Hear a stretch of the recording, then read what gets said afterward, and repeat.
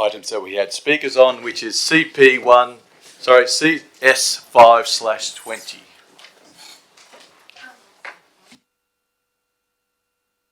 Yes, Councillor Shuri. I'll move it. I'm actually, I've just got my hand up and I've already got permission to speak. Are you standing up? She has to be acknowledged, doesn't she? Oh, I don't Thank know. you, I didn't hear Councillor. anyone, so I'm just happy to move it. Yeah, but somebody else. I would. You're moving it. Sorry, Councillor Shuri. You're moving No. it. I'll just clarify. You're moving the motion. I would like to move an amendment that we remove the trees, if the trees have to be removed, that they're not all removed together. And which would, in my view, would be a situation whereby the flora and fauna that are living in one tree can be looked after and given time to move on to the other one. Also, the problem is, as we saw with the picture that the Miss Graham showed of the sort of trees that we're putting in to replace these trees. If you look on the on Google Maps at this street, the canopy of these trees is absolutely amazing. It's massive. It's huge. And bearing in mind, we are losing canopy in Randwick City at a vast amount, and we have been mandated by the government to increase our canopy by 40%. Taking out these trees is a really no-brainer. And so my amendment is that we remove the trees one at a time in a slow manner. Councillor Nielsen, you've seconded the amendment. Could Councillor Shuri just give us an indication how long after the first tree has been removed before we remove the second tree? I'd like to take some advice from our tree management. Question to the city services. So is that a question to the city services? Yeah, if you are able to do that. Thank you. Through Mr. Mayor, it's not a question I can answer without notice. The trees have been concluded to be removed due to the structural damage of the property, so that structural damage may also be time dependent, so I can't give an answer at this point in time. Excellent. Through Mr. Mayor, can I suggest to Councillor Shuri that if you would like to move the motion in amended form, that you would be looking for us to bring back a report to actually detail if and how we could address the issue that you're raising, because in its current form it would be very difficult to implement without understanding ourselves what slow time frame means. Yes, I take. Thank you. I would take that advice. Ask for a report on what that would actually mean. I understand that there is structural damage, but the damage to the environment by removing 2 massive trees in one time is greater, and quite frankly, pretty great for the environment. Councillor Shuri, just to clarify, is that the actual amendment? Can you... Councillor Nielsen, do you want to speak on the amendment? Okay. Questions? Councillor Andrews? Yeah, I'd like to foreshadow that I'll be moving the recommendation on the business paper. Mr. Mayor, I speak against the motion of Councillor Shuri. We have people's homes here that have been damaged by trees, and there's a report here which recommends the removal of these trees. We're not going to delay the removal of these trees, and the reason why we remove trees all at once is because of the cost. The financial cost of getting them back on 3 occasions is going to cost this council more money. These trees need to be removed immediately, and therefore I'll be moving the recommendation on the business paper.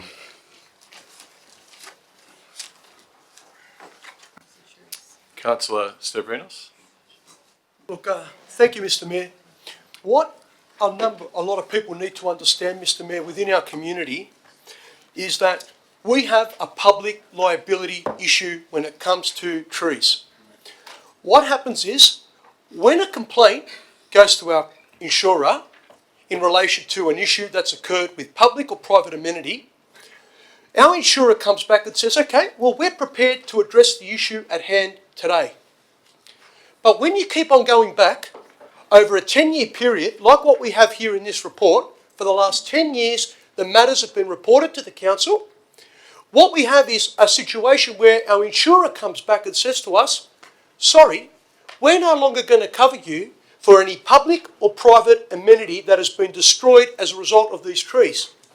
So what ends up happening is, as ratepayers of Randwick, we end up becoming liable for the costs associated with any of the damages that occur as a result of these trees. Now, what we have before us tonight is a situation where we've got people's amenity being destroyed as a result of a tree, or trees, should I say. Now, if you read the report, what have we got here? Currently, there is no arboricultural remedy that can remove the tree roots that does not destabilise the trees. Then we go on. Up until this point, every effort has been made to retain them, despite the fact that associated tree root damage has progressively increased and is now affecting the properties to a greater degree. And then we go on to the next paragraph. The habitation of birdlife and other fauna within council tree assets is a primary consideration of tree management staff wherever trees are inspected for pruning or removal works. In addition, it is a requirement for all tree contractors to inspect trees for fauna or wildlife habitation prior to any tree works being removed or undertaken. Now, Mr. Mayor, we take every precaution and we do not willy-nilly go around the city picking out trees that we decide to pull out. We have done everything we can as a council to maintain the trees and to try and keep them there for as long as we can, but eventually it does get to the stage where we have to say, does the amenity of a human or resident take priority over the amenity of a tree? And in this instance, the resident should take priority ahead of the tree. Now, the councillor got up and talks about our tree canopy. Correct me if I'm wrong, but I remember just over a year ago, the same councillor voted to pull out 27 trees to put in a cycle path. So if you were so concerned about tree canopy, you wouldn't be raising this issue. But anyway, I'll leave it at that, and I will be seconding it, the removal of the tree in favour with Councillor Andrews. Councillor Susie, you had your hand. Thank you, Mr. Mayor. Mr. Mayor, I just saw before I came a Daffy Duck cartoon, which Daffy's talking to himself, and someone says, "Oh, you're talking to yourself?" He said, "That's because sometimes I need expert advice." But, Mr. Mayor, the expert advice is in the... You got that. You're slow, but you got it. Got it. But, Mr. Mayor, the expert advice is in this report. The expert advice is in this report, clearly defined by the arborist, and he makes it clear there are only two options. Leave it there and allow the destruction to continue, or removal. It says, mitigation works are limited other than leaving the trees alone or full removal. Now, I believe in experts. I believe in taking their views. I know there are political parties and political agendas, and you can't go against the grain. And you can't say, look, I belong to this group and I don't want the trees removed, because it's not a good look. But this isn't about politics. This is about people. This is about community. And this is about cost as well. When costs are being blown out, we shouldn't be telling the council or the councillor officials or the team how to do their jobs. Let's cut one tree down at a time. We all know about economies of scale. And we all know, and this is ratepayers' money we're talking about. Ratepayers' money. And we are accountable to the ratepayers. So if the trees have to be removed, as has been pointed about some of the senior councillors, this is causing a lot of distress. I love trees. I love animals. I love all the flora and fauna. And I don't want to, recently we've had some really severe bushfires and a lot of deaths. And I often hear people talk about hazard reduction burning. Hazard reduction burning and climate change. They were the two main causes, people tell me.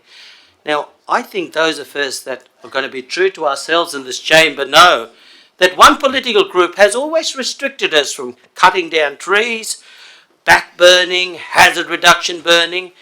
All these things have to be taken into consideration when making decisions. And in this case, the residents have spoken. I read a letter which said they knew what they were getting into.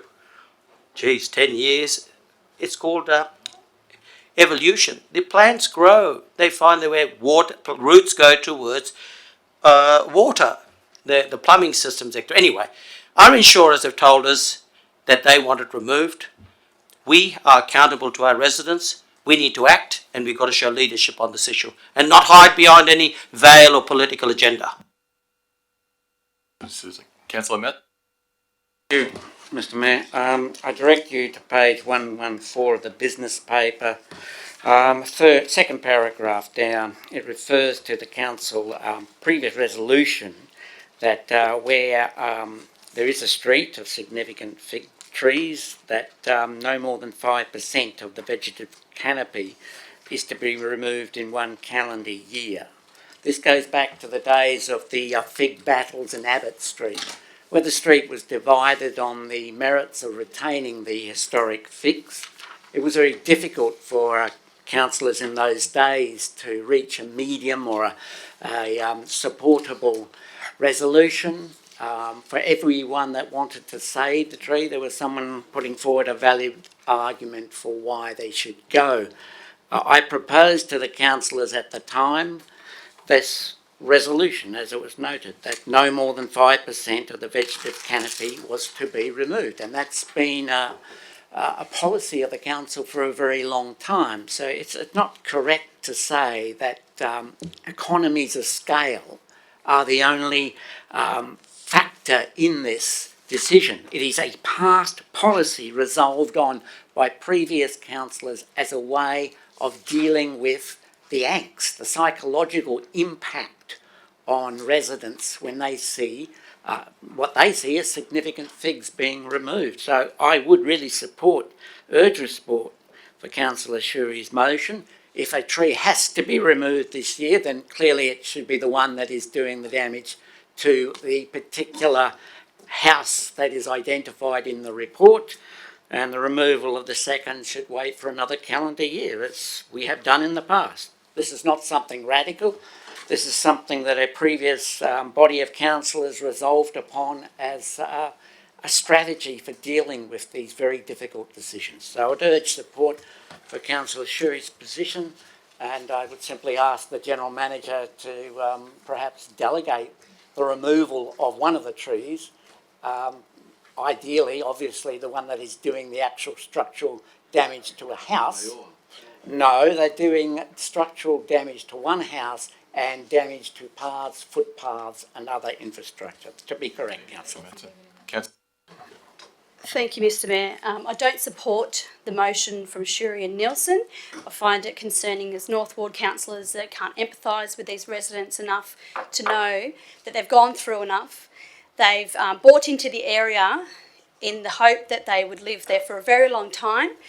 They bought in the area knowing that the trees were there and that, this is a beautiful location to live. But what they didn't buy is a long-term headache, possible irreparable damage to their properties. They can't renovate. They can't get assurances to renovate if these properties are continue to undergo such pressure from the root system.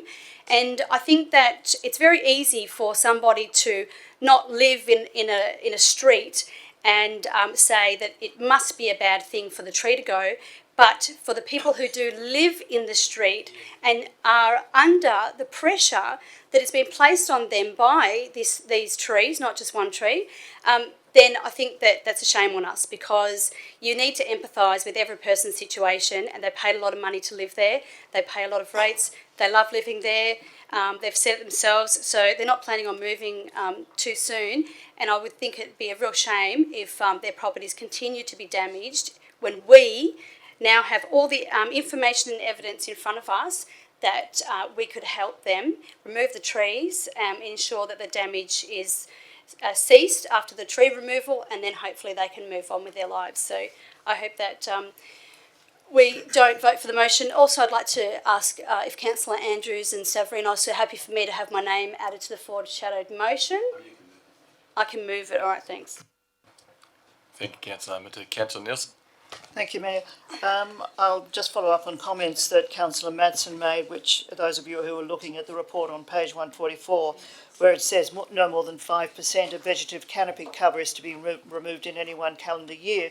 Well, I draw your attention to the motion that Councillor Shuri and myself are proposing is actually slightly different from that normal practice, because we are in fact recognising that there is a difficult situation for the residents of that street, but we also acknowledge the incredible significance of those trees. And in the report it says too, on the same page, that removal of these street trees will result in a loss of 12% of the street's canopy. And although they're going to be replaced by trees that are more substantial than the ones that the daughter of the Speaker showed us on the screen, it's still going to take a while for them to establish themselves. So I think the proposal of replacement, of removing the trees at certain times, allows us that amount of, whether it might be 4 months or 6 months, I don't think it would necessarily mean a year. So, and obviously the first tree that would be removed would be the tree that is causing the greatest damage. So I propose, councillors, it's a sensible and appropriate motion for you to support, because if you are interested, and I know you all are, in terms of canopy and so on, and also protection of the fauna in our area, it seems a very reasonable solution to this problem. So I urge you to support the motion. Okay, thank you, Councillor Nielsen. I think, councillors, I'll put the motion. All those in favour say aye. All those against say nay. I declare that lost. Hamilton. I don't think there needs to be any further debate. I think we have heard a lot from many speakers, and I think very much for their support. I hope that the motion is moved as per the business paper. Thank you. Councillor, Councillor Stavridis is seconder. I'll reserve my right to speak at this time, Mr. Mayor. Thank you. Councillor Vitt. Thank you, Mr. Mayor. Look, I won't be supporting the motion. Look, we're at a point now, Randwick Council has a population per hectare of about 42 people per hectare. If you look at and we have about 14% tree canopy, which is the second lowest in Sydney.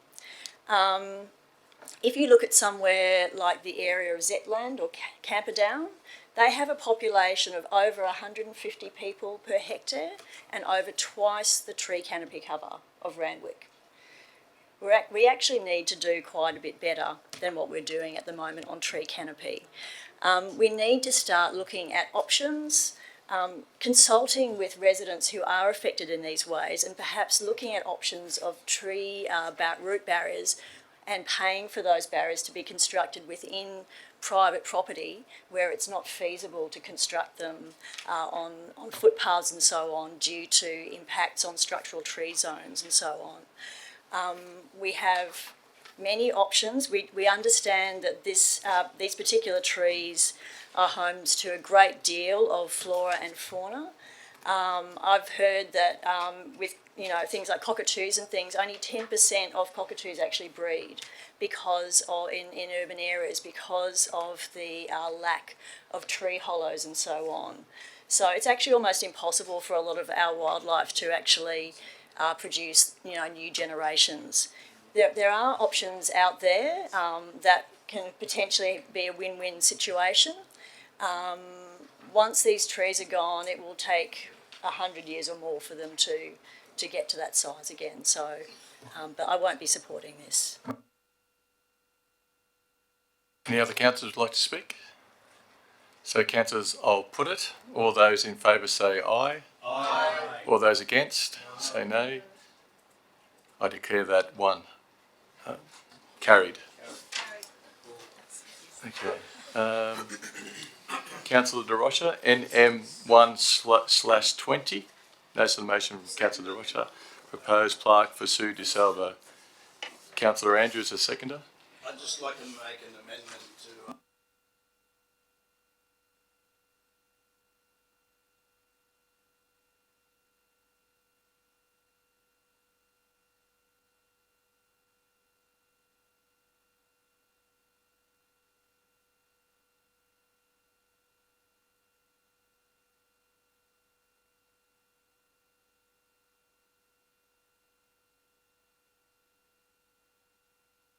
Could it just be, would you be happy with the wording after consultation with the family? That gives us a little bit more room, do you think? I've not spoken to the family.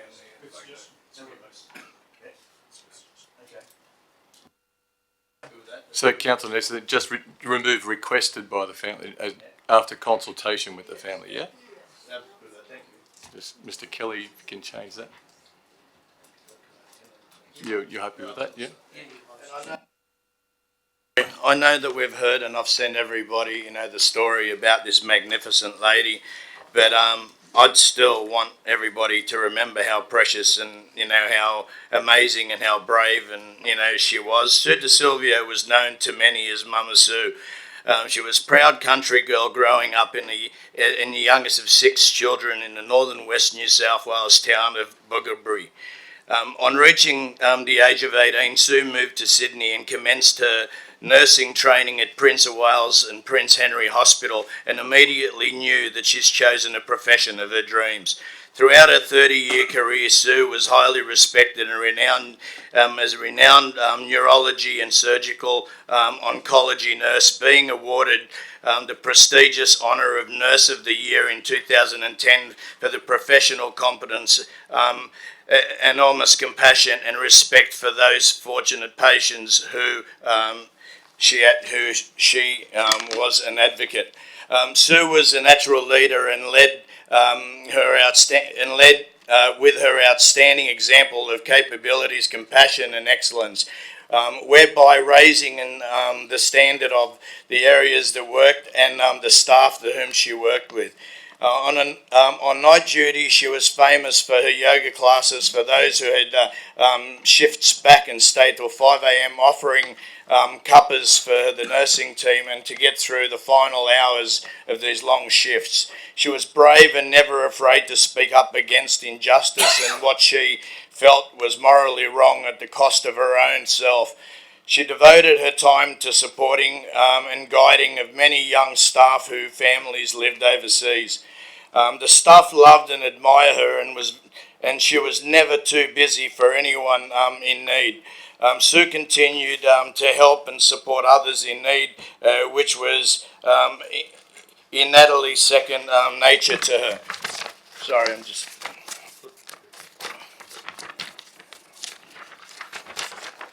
Unfortunately, Sue was diagnosed with an extremely rare aggression cancer in November 2017, which she courageously and selfishly battled for 2 years, never giving up hope and continued to live a life in full for as long as she possibly could. Sue's aggressive treatment commenced with hope of cure. She was cared for at the Prince of Wales Hospital, a public hospital, where she continued to work between treatments up until 8 weeks before losing her tough battle. Sue tragically passed away on the 27th of November 2019 at the age of 60. She was extraordinarily kind, insightful and giving member of the community. No matter how busy her shift was, she always found the time to give her fortunate patients and that bite extra to make the difference for them to feel valuable.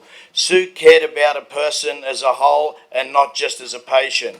Sue has left a tremendous mark on this community and her husband of 40 years, Passy. sorry. Pass it. Yeah, Pussy. Her four daughters, Lauren, Jessica, Rachel, and Madison, and her adoring grandchildren. This lady was extraordinary, and we've honoured people in many, many ways, whether it's been on Australia Day, whether it's been on a cultural day, whether it's been whatever. We've got an angel that lived amongst us here.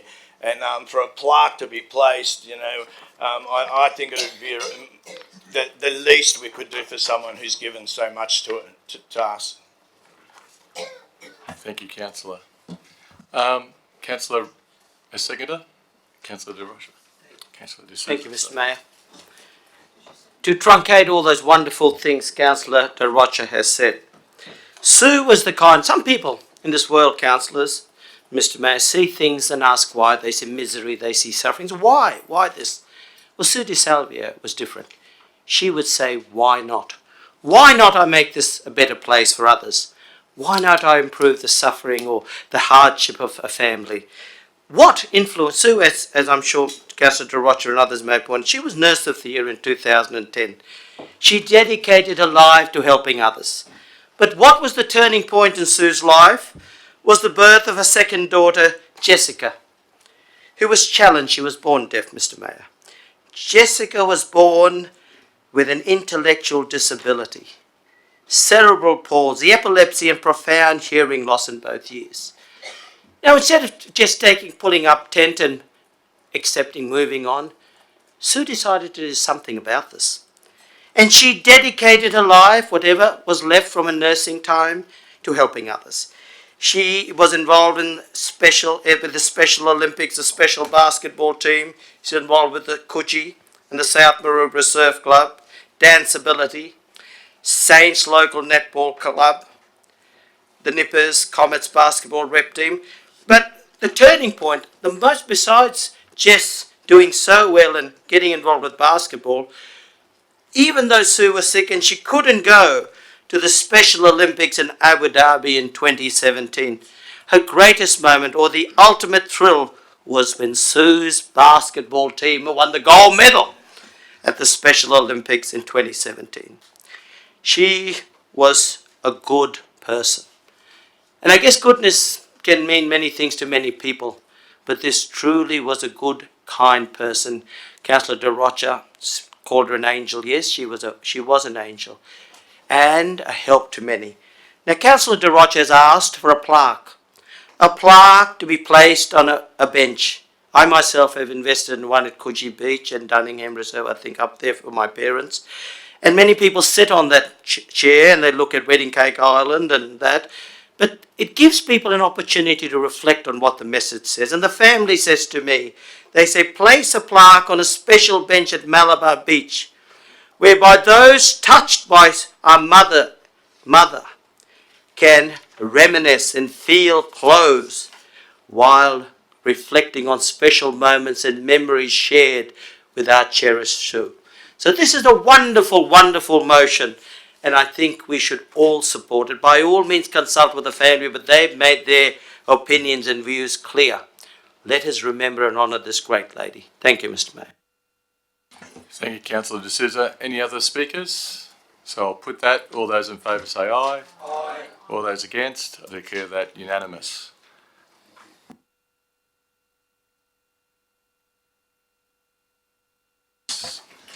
Now we move on to Merrill minutes. With relation to your last mayoral minute dealing with the passing of Marjorie White, look, I have to announce that I was elected at the same time as her, so I'd like to, and I regarded her as an ally, I'd like to declare a non-significant, non-pecuniary interest.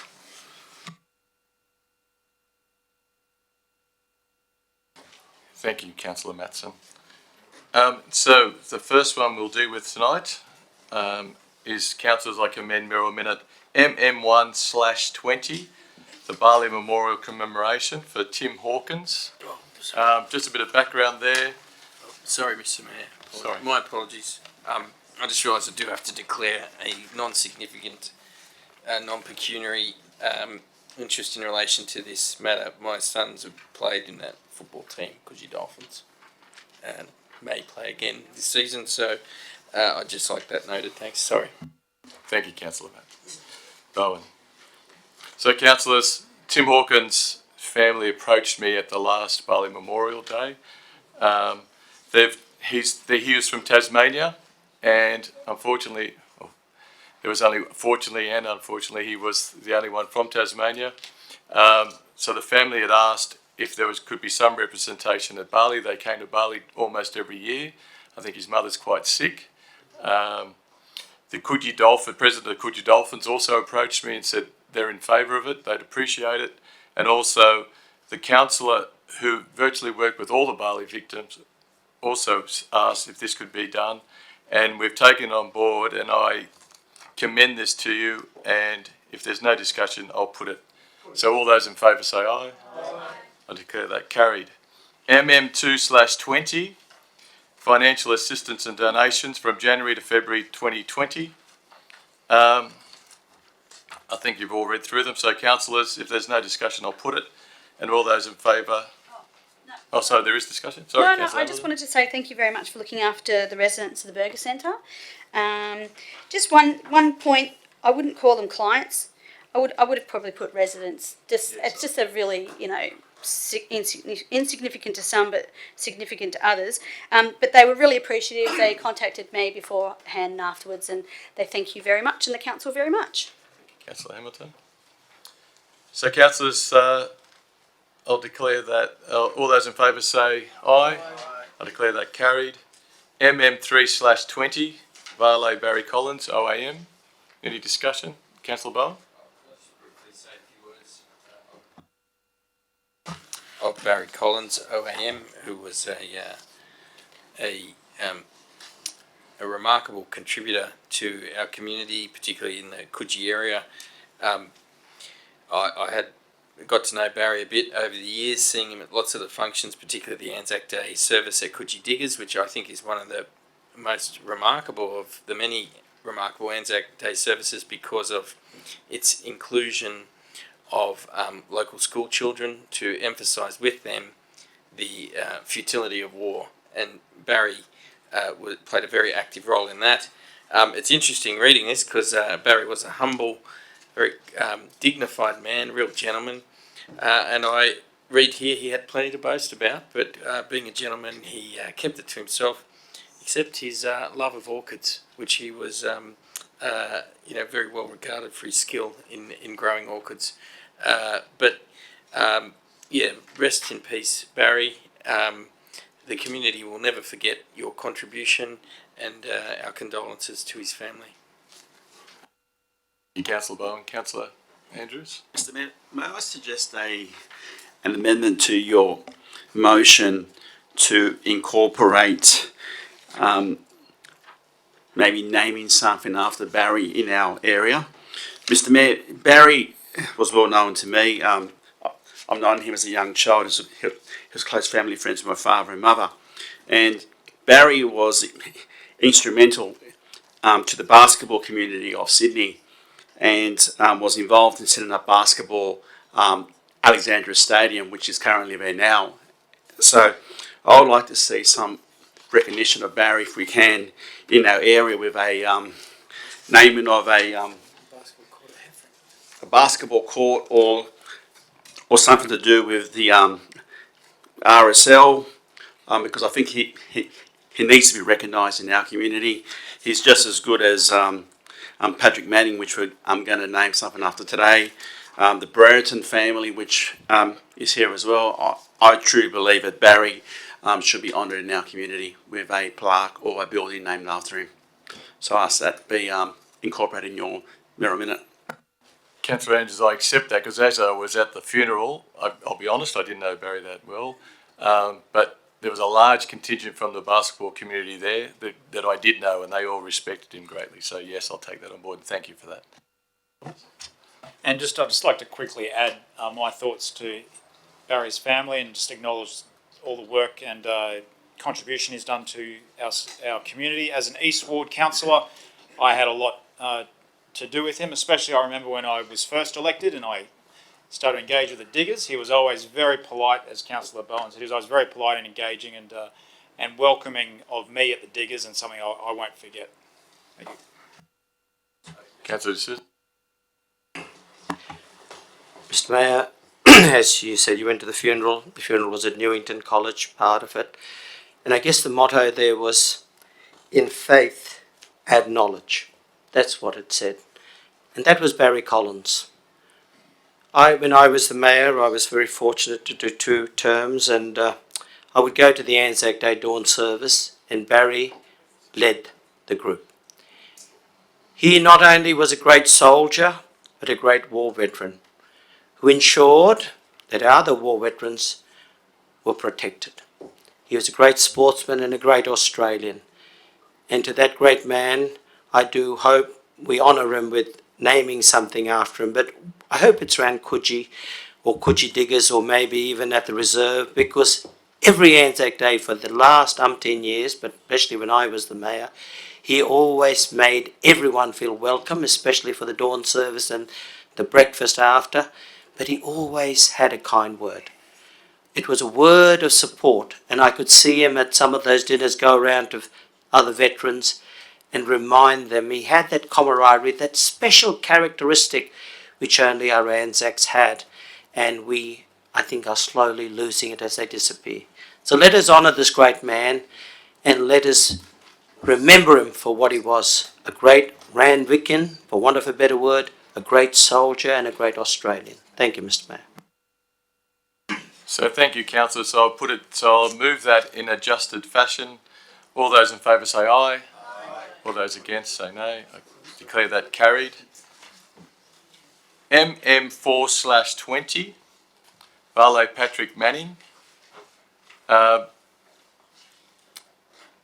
note point D that again will commemorate Patrick Manning, because I'm not sure if you've read the background, but he was an asset to our Des Redford, especially. The city services knew him quite well. He was down there and he started the coffee club. But amongst that, he was actually a Maroubra Surf Lifesaving Life member and a former president, and a tribute to his association. And he was best friends with Des Redford himself, and apparently they were there nearly every day. So we commemorate the stand which already exists, and the theory in that is the stand will be next to the pool, so the two of them can be together in the pool for forever. Hopefully that pool's never. But so, any discussion? So I'd like to put that. All those in favour say aye. Aye. All those against, I declare that carried. MM5/20, recognising the contribution of the Brereton family to the Randwick City. Councillors, I'd like to move in amended fashion and add a point D where it's asked the GM to authorise minor alterations in consultation with the family. This is celebrating Laurie Brereton's 50 years. Very important to the area, and also important to the party I belong. Also, it commemorates his father, who had a lot to do with the Kensington area, and also his sister, Deirdre Grisabin, who was very important to the area as well. So, councillors, if there's no further discussion, I will. So, Councillor Anderson? I think just to clarify the point D that you've made there, Mr. Mayor, authorise the General Manager to make alterations in terms of wording of any plaque. Yes. I think that's, yeah. And I think that makes more sense. And I think that Councillor Bowen wanted to say something, is that correct? Yes, that's true. Yeah, sorry, Councillor Bowen. And I congratulate you on putting forward this recognition, and importantly, a recognition of the family, because as someone who grew up in Kensington, is well aware of the great input of Tom Brereton, Laurie and Deirdre's father, to the community through the Catholic Church, and yes, through the Labor Party, but was a very well regarded community person. And then indeed, of course, with both Laurie and Deirdre, who had very long, many years of service to the people of New South Wales in the state legislature. And of course, Laurie went on to become the federal member for Kingsford Smith.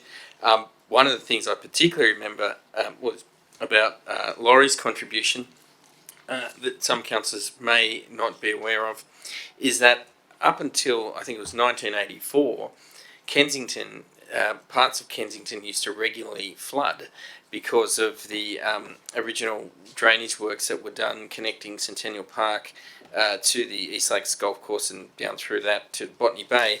Couldn't manage the water loads from severe storms, and Laurie was the one who got everyone together, built the levee bank there on Allison Road, which is now occupied by something else, but which I might talk about later. But in any event, but he made he is a guy who knew how to make a quick and important change to people's lives, and that's but one example. And I think the other thing about Laurie's life that is worth celebrating, and Deidre's, is that they are both self-made politicians, and they're a great example of the unique ability of politics to take people from all backgrounds, all walks of life, all education, levels of education, and some people can be, well educated, been to Harvard, have lots of money in the bank. I'm thinking of a former Prime Minister, perhaps, the one before the current one, but may not have that instinct that you need for politics. And Laurie and Deidre had that in spades. And I think I commend you for this. Thank you, Councillor. Look, I've got no real problem with recognising the Brereton family, but would point out we are in a council election year. I would move that this matter be implemented after the council elections. I do not believe the Brereton family is a spent political force in this area. No. Nonsense. I'd move that this be implemented after the council elections to avoid the inappropriateness that might be made of this event in the council politics. None of them are in Parliament. Oh, come on. Thank you, Councillor Madsen. Councillor D'Souza? Seconded. Look, I'm sorry, councillors. So, it's well known that at least one of the Brereton family was planning to contest the previous elections, council elections. I say this to retain the appropriateness of what we're doing here.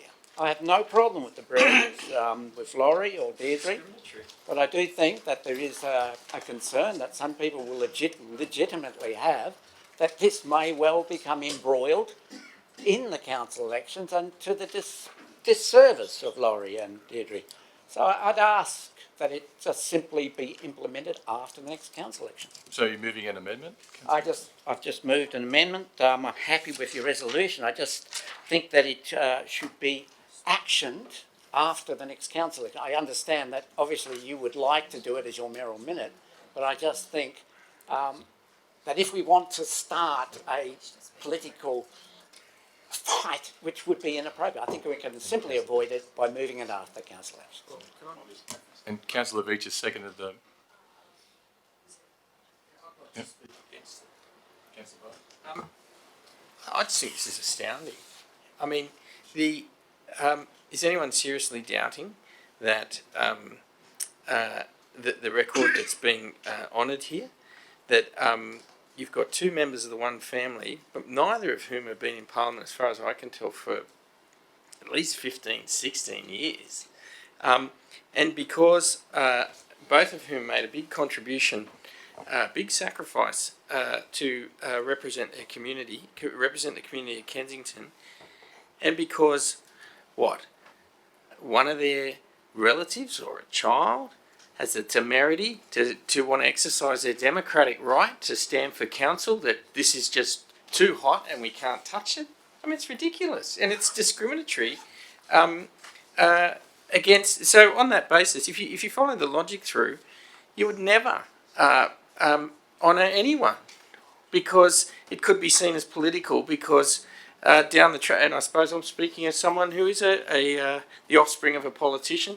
And There you go. well, then I've got authority on the topic, perhaps. But I mean, the reality is, those family members have the same rights as all of us do to contribute as much as they like or as little as they like. And it's no basis to, and I think it just really, it's unfortunate that it's been put this way. And of course, it's about the family. It's not one particular person. And I just think it'd be a very unfortunate way for the occasion of Laurie's 50 years as of being attaining public office at the age of 22, I think it was, which is quite an achievement. That it would end up being mired in some sort of political concern. Councillors, keep it simple. The basis is all there. The record is unassailable. It's appropriate, and I certainly wouldn't be supporting that amendment. Councillor Singh? Mr. Mayor, I tend to agree with Councillor Bowen on this matter. I think it's not appropriate, and I think it is very embarrassing when your mayor meeting is being tabled and then we either reject it or defer it. How would you like if you were the potential recipients of this, what do you call, privileges award, or this ceremony of to commemorate the event? I think it's very, very embarrassing. So I can see your point, Councillor Madsen. I can see where you're coming from, but I think if we were to get this done well before the September council elections, that might mitigate the potential of giving an advantage to the the Bratton family in case one of their family members were to nominate for council election. So, D'Souza? I support Councillor Bowen. You know, if we talk about process here, then the Labor councillors all have a pecuniary interest. They shouldn't be voting on this, and they should leave the room. But I'm not asking them to. So then it was an easy decision to make. The numbers wouldn't support what you're doing, Mr. Mayor. But I think you've done your homework. Councillor D'Souza was mentioned by Councillor Parker in the pecuniary, non-pecuniary. I'm sorry, I made a mistake. But the here, point I'm making, Mr. Mayor, was that I share your view that this great man should be honoured. I can quote Neville Rand when he says it didn't matter what it was, whether he was organising the numbers on a vote or whether it was pushing through the financial structures for the Sydney Harbour Tunnel. Laurie focused on the job and he stuck with it. It was his tenacity, but his control tenacity. It goes on. Praise, praise, praise for this great man. I was lucky to know him. I know his son Chris. I met him at meetings. I know his sister Deidre. I was very lucky and fortunate. Her husband was a pharmacist, Wally Griswold. Our paths would cross at many meetings. This family is synonymous with Randwick City, synonymous with Kensington, synonymous with the state, and synonymous with Kingsford Smith. We're not asking much. You've obviously done your work. It's a great opportunity to honour a good person, a great New South Welshman. When you go into Darling Harbour and you think of what it was and what it is, there was a visionary, Laurie Berriton. So let's not forget this great man. Let us not be petty. Let us not let pettiness influence our judgment here. Let us do the right thing. Let's move forward and show leadership on this issue.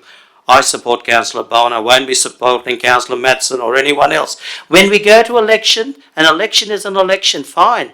But I can't see why this family or this group should suffer because of our insecurity.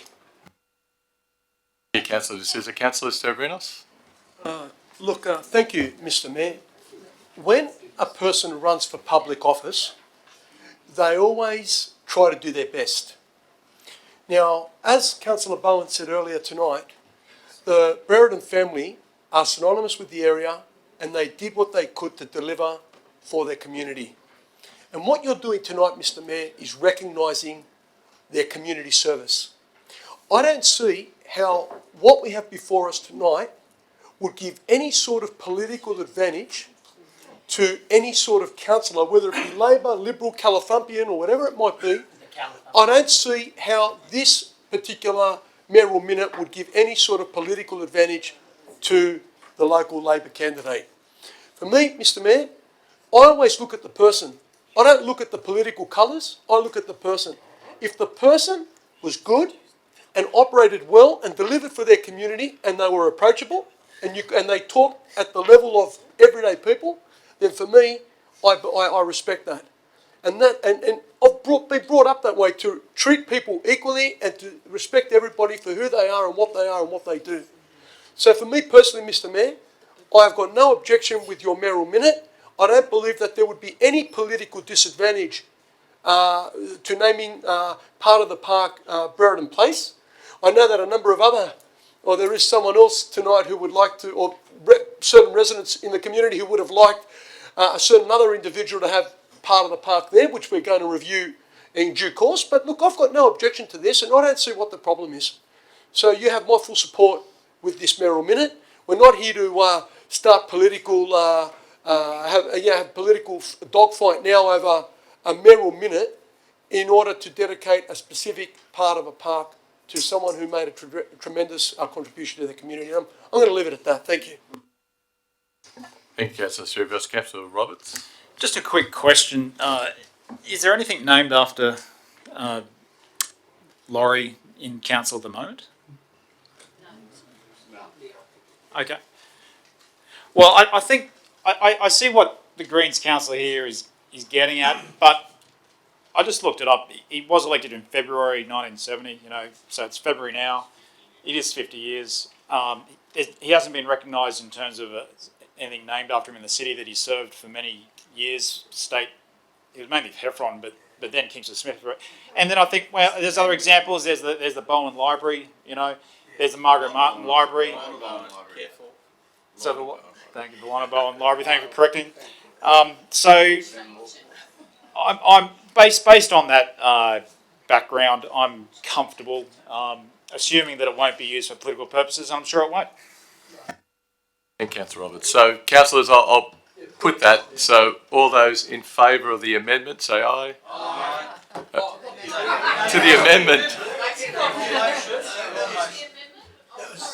No, the amendment. Call a division. I'd like to call a division, Mr. Mayor. I'd like to call a division. Mr. Mayor, I'd like to call a division. Voting on the amendment. Voting on the amendment. Exactly. That the matter be deferred. That the matter be deferred. I would like to call a division on the amendment that the matter be deferred. Okay, call a division on the, raise your right hand, please. All those in favour of the amendment. Councillor Shuri and Councillor Matson. All those against, and Councillor Veach, sorry. All those against the amendment. Councillor Hamilton, Councillor Nielsen, Councillor Jovinos, Councillor Luxford, Councillor Parker, Councillor Singh, Councillor Andrews, Councillor Bowen, Councillor Roberts, Councillor De Rocha, and Councillor De Souza. And the Mayor. So I declare that lost. So now we go straight back to the mayoral minute, and I've just put it straight away. All those in favour of the minute, say aye. Aye. All those against, I declare that carried. MM 6/20. So just a bit of background. I'm sure you've read it all. I'm sure you're up to date with that. We've donated money. To give a quick synopsis, we've also sent staff down to Bega. And I'd like to thank those staff who volunteered and went down there for 2 weeks, obviously missing their family, etc. And from all reports, have done a fantastic job down there, and they're very well appreciated. Anyone would like to speak? Councillor Roberts? So I'd just like to congratulate the staff, the General Manager all the way down for your great work over that Christmas, New Year period. It was a crazy time. And obviously people wanted to figure out how can they help. And, they're throwing in bananas and fruit and jumpers and stuff. But at the end of the day, you guys worked it out. You gave recommendations on how people could help. And then you coordinated with the councils down there. And you talked to them about how you can help the local government to do it. And so congratulations. And frankly, David, Renee, Chelsea, Carl, Frank, Timothy and Andrew, great guys, and just please pass on our congratulations to them. Guys, That's gender neutral. Mr. Mayor, when I speak to the students and the courses, they talk about leadership, and they said at the corporate level, it's all about the tone that's set at the top. The tone we set precipitates or drips all the way down. And I must commend you, Mr. Mayor, on the leadership you and your General Manager have shown on this particular issue, the bushfire appeal. I see Chelsea Hunter's there, and we've named all the others. But it all stems from your leadership and the leadership at the top, the tone you've set. It's all about unselfish service and showing others the way. I commend you not only on the money that we collected as a community, but also on the other contributions you've made, the meetings you've attended, the support you've given the other mayors in our sister cities. And I thank you for that, Mr. Mayor. Thank you for the leadership. Councillor Rocha.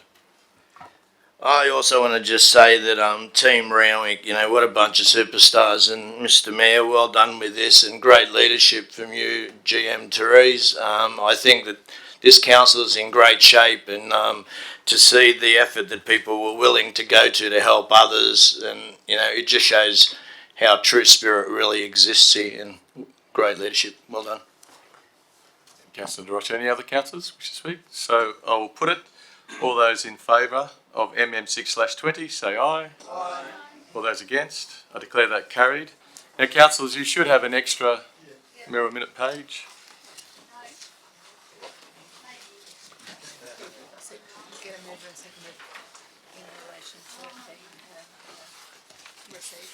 Oh. Could I have a mover and seconder that you've received a late report? Councillor De Rocha as a mover and Councillor Luxford as a seconder.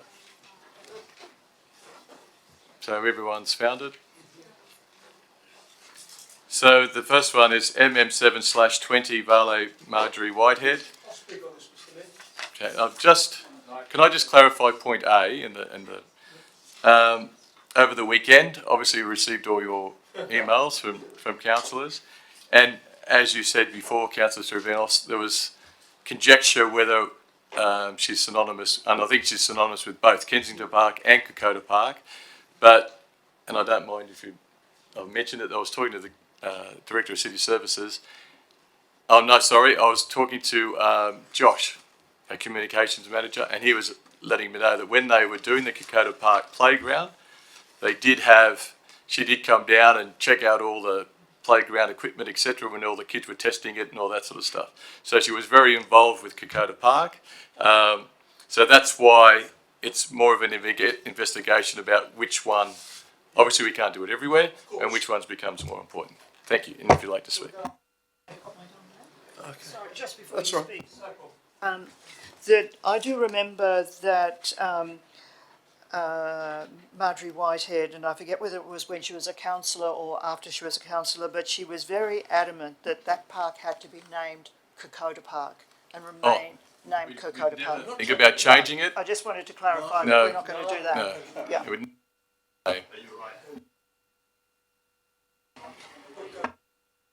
Thank you, Mr. Mayor. Mr. Mayor, my father lives by a philosophy and he's passed it on to me, and the philosophy says, you come into the world with nothing and you die with nothing, but the one thing you leave behind in this world is your legacy as a person. Tonight, we have made a number of tributes to people in our community that have passed away but have left a tremendous legacy. I think, for me, Marjorie Whitehead, over the last 8 years, I had numerous conversations with her over the phone, and even though we didn't quite see eye to eye on a number of issues, what I will say is that every time she spoke well, and she articulated what she believed the community wanted. Now, I remember the debates that we had revolving around the Kensington Community Centre, and I remember she said to me, Councillor, you never make promises that you can't keep. Mayor Sullivan promised us a community centre, and he never delivered on it. And she said to me, don't promise the community anything, but try your best to deliver the community centre. And my word, we tried. And we got it. After 16 years. And we fought hard for it. $4.8 million community centre, which to our benefit now is a great meeting place for our residents. And is utilised tremendously by a number of groups. With Kokoda Park, again, that was very dear to her heart. And it tore her up when the RSL didn't want a cenotaph to be located there after the removal of the Kensington RSL. And I remember the fight that we had that night, not only in relation to the RSL, but also in relation to a development that sat right on the edge of the park, and the overshadowing and the issue that development would have on the park. Now, for me, I'm saddened by her passing because I often valued her opinion, and even though we never always saw eye to eye, 90% of the time we did, I'm really deeply saddened by her passing, and I've passed on my condolences to her family, and I will say, may she rest in peace. Thank you. Councillor Matson. Look, it's a great mayoral minute, but there was an earlier period to her political life. She was elected to Randwick City Council in 1995. The year after the 1994 ICAC investigation into Randwick City Council came out, she was one of a handful of people that was prepared to get up and call for transparency and confrontation of what was a very divisive issue that was tearing the community apart at that time. It would have been very easy just to duck ahead and pretend that it was all going well, but it wasn't. It hadn't been going well for some time. I used to go to meetings in and around the Randwick community area, and in the run-up to that election, at the door would be this short, diminutive person cheekily handing out free copies of the ICAC investigation, saying, you should read this, you should read it. I thought, this is an incredibly tough person. And she got elected. No one thought she would get elected to Westwood. Everyone thought she was a Greens can. I was saying, no, I never heard of her. No. But she got elected, and I think she got treated rather roughly on the council in those days. The council was divided. In fact, it was to some degree that individual, but there were a couple of other individuals that had actually been mentioned in the ICAC report. He got elected as councillors, promising to clean up the mess, if you can see the irony in that. And certainly they were turbulent days. Some of you think we have rough nights around this table, but I assure you, and Councillor Seng will agree with me, in those days, it was rough. Oh, it was very rough. You could get yelled at, you could be ignored, you could be belittled. If you were a female councillor, you caught even more strife from the dominant males of that time. But she never stopped putting her view forward. If she thought she had the just position, she would argue it. And I'd like to remember her from those days. And a confusing, angst-ridden time when it was very difficult to be associated with the 1994 mess. She was prepared to call for reform. And I really think the very positive status that this council now has in this community. Well, you've seen all the reports that come in every couple of years saying the community satisfaction. Back in those days, no councillor would have dared called for a community survey. We knew what would have come back to us. But certainly the council we've got today is part of her legacy. She stood up for what she believed in. She couldn't be threatened.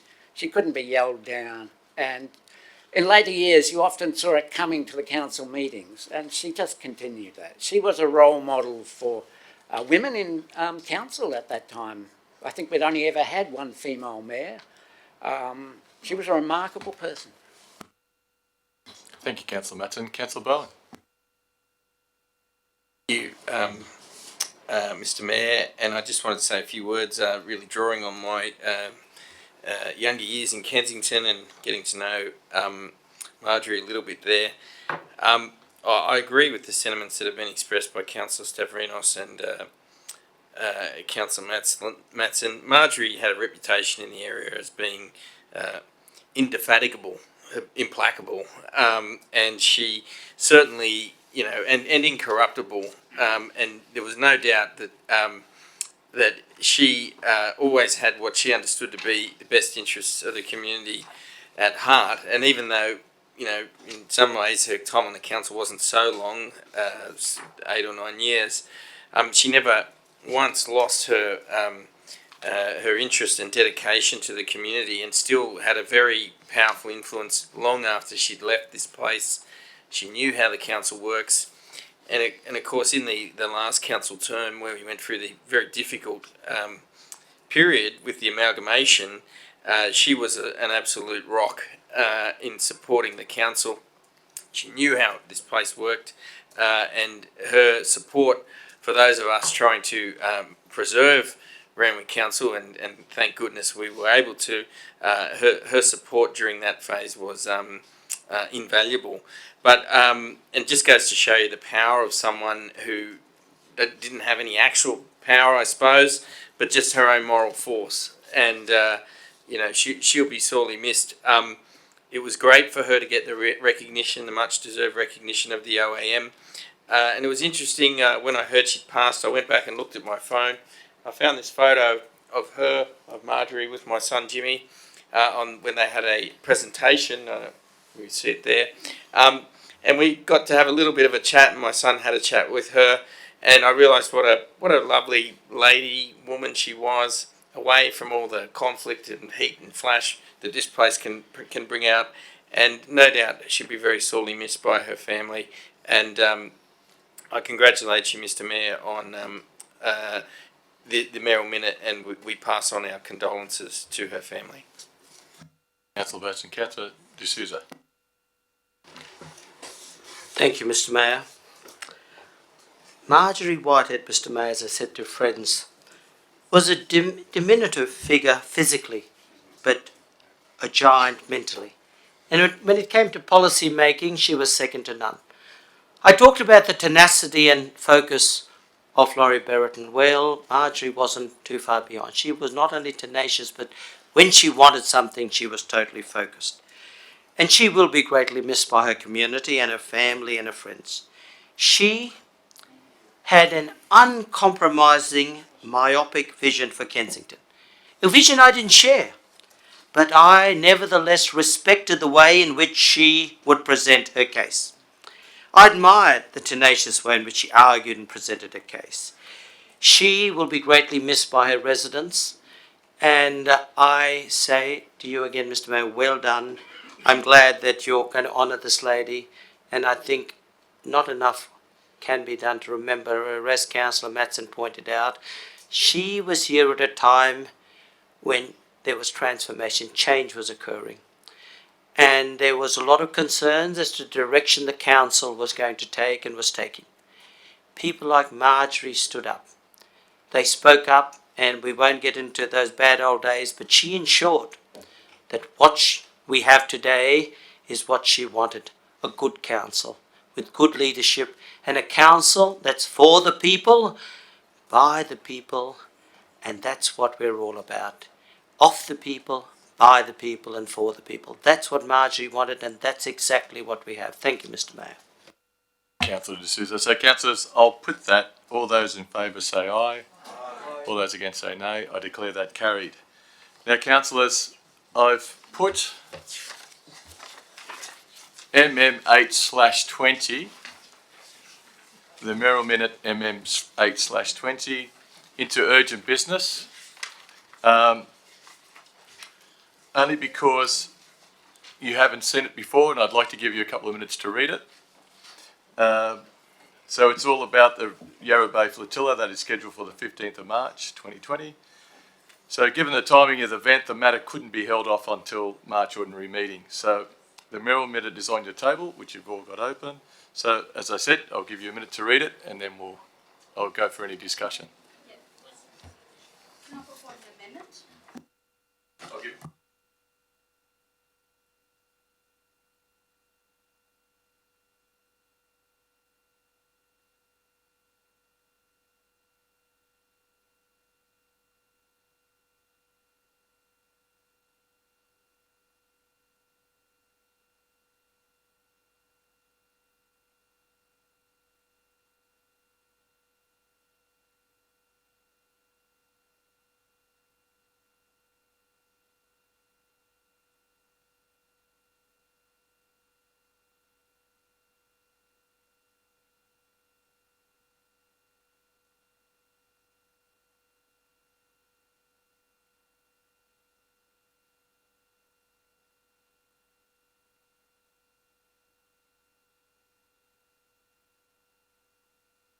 Okay, I'll just give a couple more seconds to Councillor Parker who didn't have a copy, so.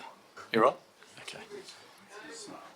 So, Councillor Hamilton? Yeah, I just want to put up an amendment, and I just want to, give reasons as to why.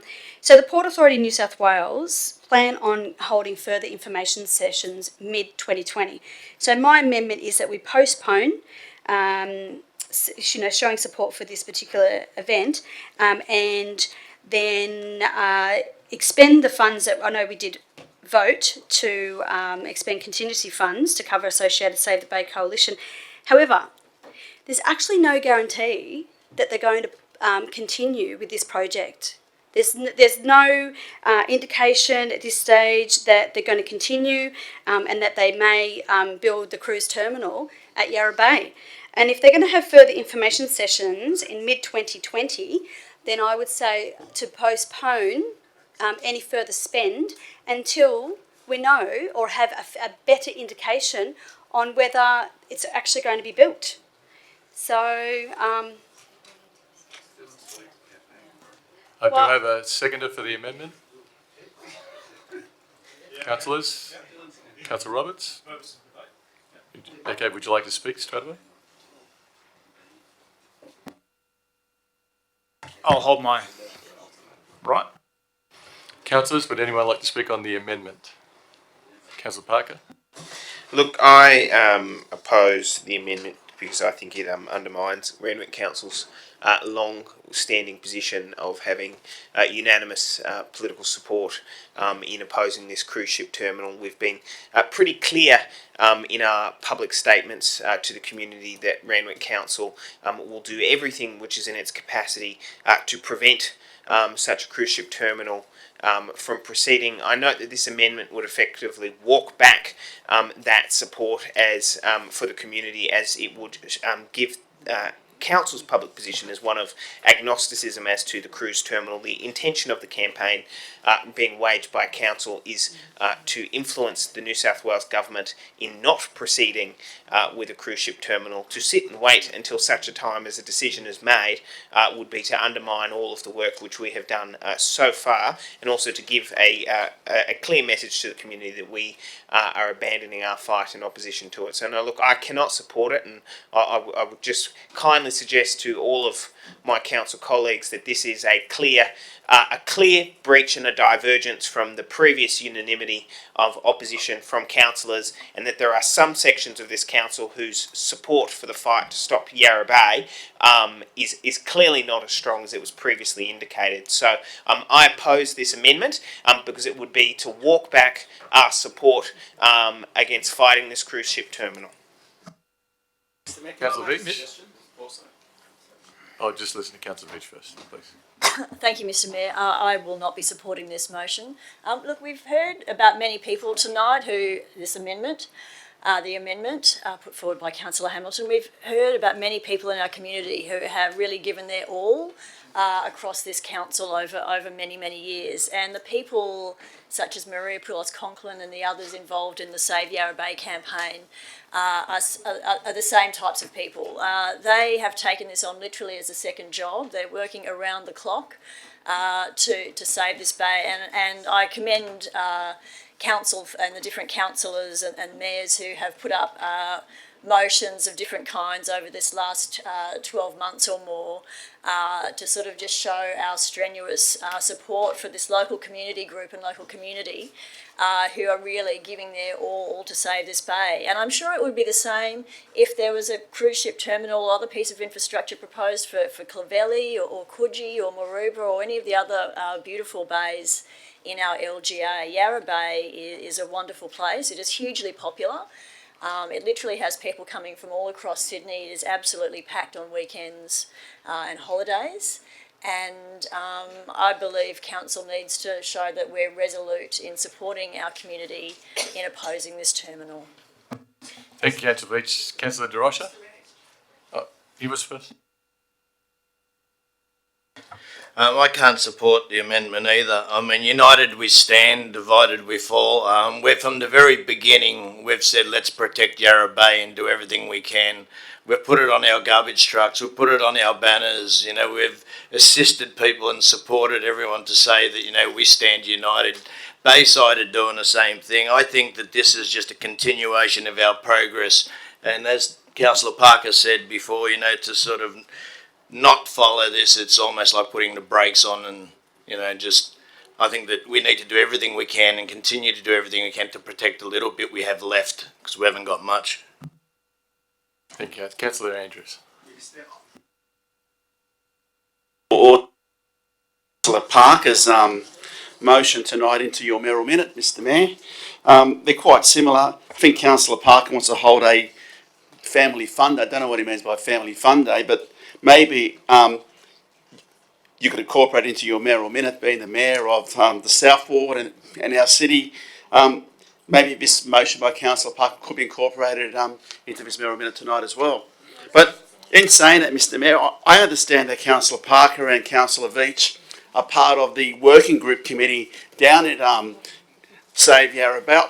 I just feel there's a bit of a conflict here that, well, I've seen photos of you, Councillor, actually attending their meeting. So, well, I've got photos of you attending that meeting. So you haven't disclosed that to us here tonight, but it's quite obvious that Councillor Veach, the Deputy Mayor, was down there as part of the organising committee to this particular event. And I know Councillor Parker's, Andrews, you're talking about attachment to this particular project. Well, we all around here support this event.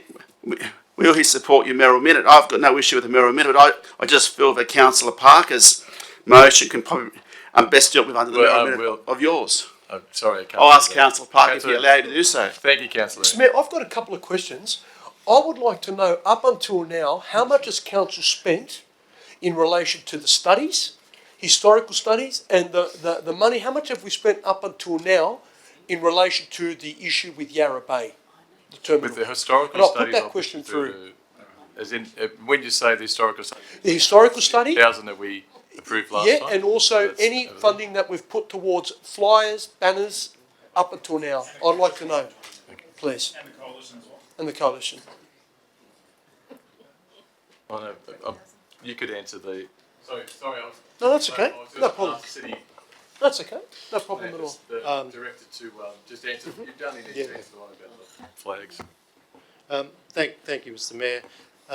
There's been a few resolutions in relation to this particular matter. There was the seeking to have the Yarra Bay and French's Bay listed, and those costs were absorbed within our operational budgets because that work was undertaken by council staff. In relation to the resolution about undertaking studies to assess the impact of this particular proposal, council officers have put together some briefs for suitably qualified experienced consultants, and we're waiting for quotes to come back on those, and that will be reported back to council. And my understanding is that the street banners and other advertising which was done was approximately $3,000. Okay. So, look, I guess the concern that I have, and a number of councillors around the table have already made it clear that we do not support the cruise ship terminal being at Yarra Bay. This is the position taken by the council. Now, I am conflicted because, yes, it is the position of the council that we oppose any cruise ship terminal being built at Yarra Bay, and I'll put that on the record because I've spoken against the cruise ship terminal being built there. But as the custodians of public money, we have to now be very careful as to how we spend that money, because there is now a fine line between what is considered to be looking after the interests of the community and a political agenda. And I think this is something I'm conflicted with. Now, I'm happy to support your mayoral minute because I do believe that to some degree it will benefit the community to say we don't want the cruise ship terminal. But later on tonight we are going to have an issue, or we're going to have a discussion in relation to holding a fun day down there. And what I don't want to see, Mr Mayor, is council continually pouring large, substantial amounts of money into a campaign where there is a fine line between community expectation and protecting the community and our environment and a political agenda. This is what we have to be very careful of. Some people may say, well, this money could be better spent somewhere else. And I don't want to, I understand, Councillor De Rocha, as a South Ward councillor, I understand your concerns. And I don't want any cruise ship terminal being built down there either. And I know the dredging and the effect it will have on the environment is detrimental, social impacts, impacts on the community, I know. But we have to be careful. I don't want this to now become, every time we have a matter coming to the council in relation to Yarra Bay, that we continually to throw tens of thousands of dollars at this matter. We have to be very careful as custodians of public money, how we flush, how we spend their money and how you flush it around. Because it's not our money, it's our ratepayers' money. And we have to be careful with that. For this, on this particular occasion, I will support your mayoral minute, but I'm sceptical about continually throwing money at this this campaign. We've got to be careful. We've got to be very careful as custodians of public money, and I'll leave it at that. I was about to say, you're speaking on the amendment. I need to get the wording changed because I didn't say postpone showing support, postpone spending additional funds. Yeah, thank you. Oh, okay. Yeah, so yeah, postpone spending additional funds, not showing support. All right, okay, all right. No, because I've already voted to show support. Councillor Roberts, you had your hand up. Just a question. You say in your mayoral minute, Mr. Mayor, that the background, the first paragraph in the background on Sunday, that date, the coalition are proposing to hold an on-water and beach protest against the New South Wales government's proposal to build a cruise ship terminal in Yarra Bay. So where is that reference? This is news to me. Is the New South Wales government going to build a terminal in Yarra Bay, or are they still reviewing the process? Have they proposed to do it? Have they? They haven't. They haven't. So well, when there is no proposal, as far as I'm aware, Mr. Mayor. Can the feasibility study and the consultation that happened at the Prince Henry site actually had plans of a port? Well, I disagree respectfully, Mr. Mayor. It is actually just part of a greater study process at the moment, and Yarra Bay certainly is in under the magnifying glass. I agree with that, and I too would not like to see that happen in Yarra Bay.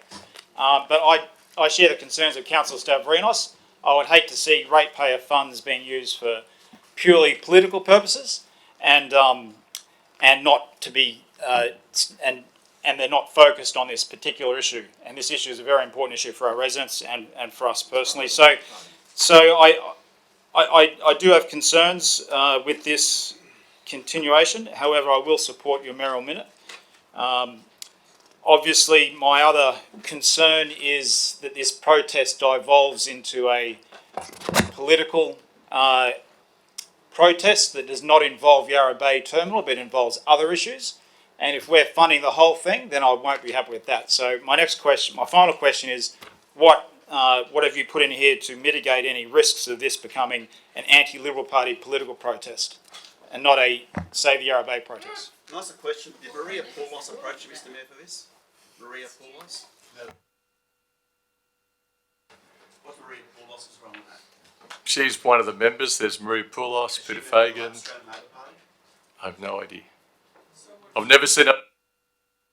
Order. There's an issue here. No, there's not. We live in a free country. You're allowed to be a member of a political party, last time I checked. Well, my question still, what steps are you taking to reduce the risks of this being a wider protest, protesting against other issues, such as refugees, for example? I'm not saying that will be it, but, for example, is this going to be a ratepayer-funded platform for a whole coalition groups who just want to protest against the Liberal Party? What steps have you taken to reduce that? I can guarantee that's not happening.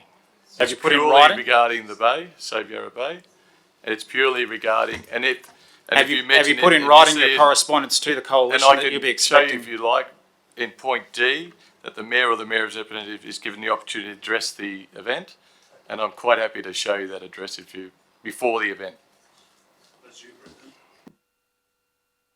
Okay. Look, I've been thinking about it. I don't see a problem with us doing it. Politically speaking, it is wise to keep the momentum going when you've got it. I guess the test we could use is to ask ourselves, would the community down there want us to spend this money on this issue? And the answer comes back to me, clearly they would want us to do it.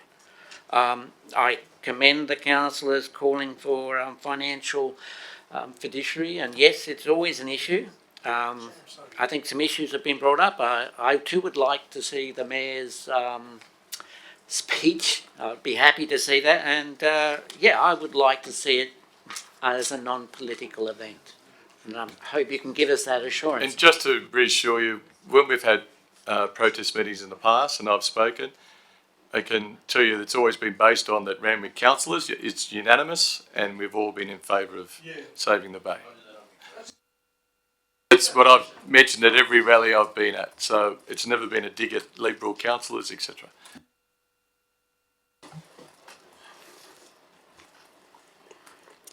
Thank you, Mr. Mayor. Firstly, I want to say I support your mayoral minute. I can see the concern of some councillors. The flags, the banners that fly in Bunnerong Road and other areas, they're close to $5,000. There was a figure of $50,000 mentioned for a heritage study or historical study. Now this. But in saying that, it's really important to us to have an awareness campaign. Because the minute you put such an important issue on the back burner, it slowly disappears. And that's what some may want. But that's not what we South Ward councillors want. How lucky we are to have a mayor from the South Ward who's acting in the interests of his residents. I fully support what you're doing, Mayor, but more importantly, as was pointed out earlier, this was a unanimous vote. A vote to say, take your port elsewhere, save Yarra Bay. Let us now not become recalcitrant or weak in our purpose and our desire to protect Yarra Bay, its pristine ecological ecosystems and all that goes with that part of heaven. So, Mr. Mayor, you have my full support on it. I won't be supporting the amendment. I can see the concern. I always speak about budgetary restraint and constraints, and I heard the word fiduciary duty and all those things that are important to us. But this is about putting forward the concerns of our community, and lucky we are to have a mayor from the South Ward who has the opportunity to exactly do the right thing and protect his community. Thank you, Mr. Mayor. So, councillors, just to clarify, I'm putting the amendment. So all those in favour of the amendment say aye. All those against? No. I declare that lost. So, councillors, I will now put MM8/20, and all those in favour say aye. Aye. All those against say nay. I declare that carried. It's unanimous. No, it wasn't. There was 2 nays. So, Mr. Mayor, just so I can clarify, could we please divide on that particular motion? Yes, I'd like a division. Okay. Actually, I'll call a division. I call a division.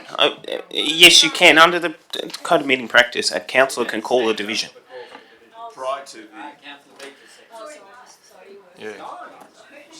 We have a mover for the call a division. Yeah, I call it, and there's a second. And I'll call a division. All those in favour, please raise... of the actual mayoral minute. Raise your right hand. So it's Councillor Shuri, Councillor Nielsen, Councillor Veach, Councillor Dravinos, Councillor Luxford, Councillor Parker, Councillor Singh, Councillor Andrews, Councillor Bowen, Councillor Matson, Councillor Roberts, Councillor De Rocha and Councillor De Souza and the Mayor. All those against, raise your right hand. Councillor Hamilton. So I declare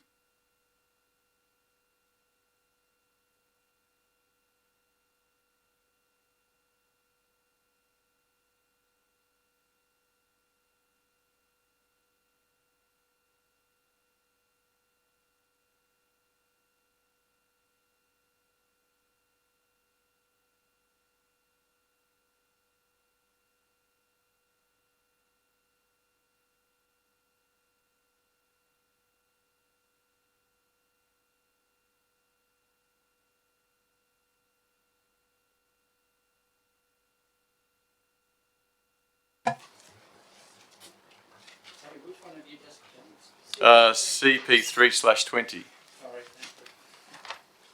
CS1/20, CS2/20. Councillor Shuri. CS3/20.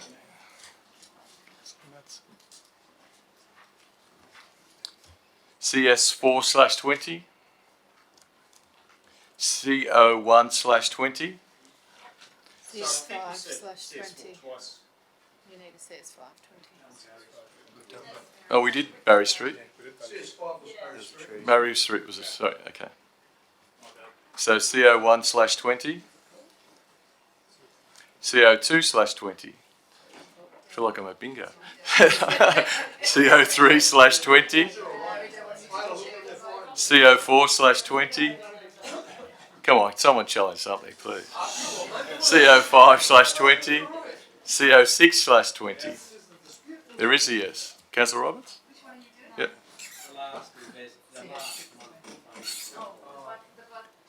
CO7/20. Yeah. So CO7/20. CO8/20. Oh, CO8.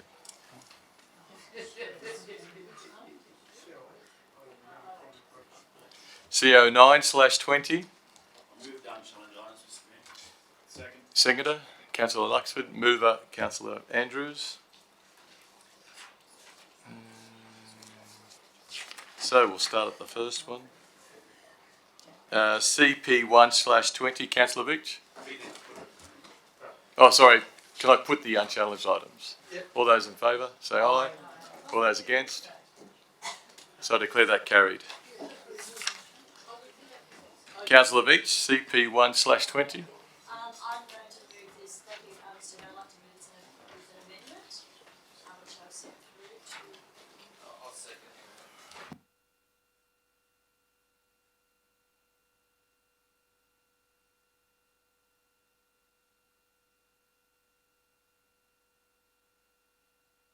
Councillor Bowen is seconding the amendment.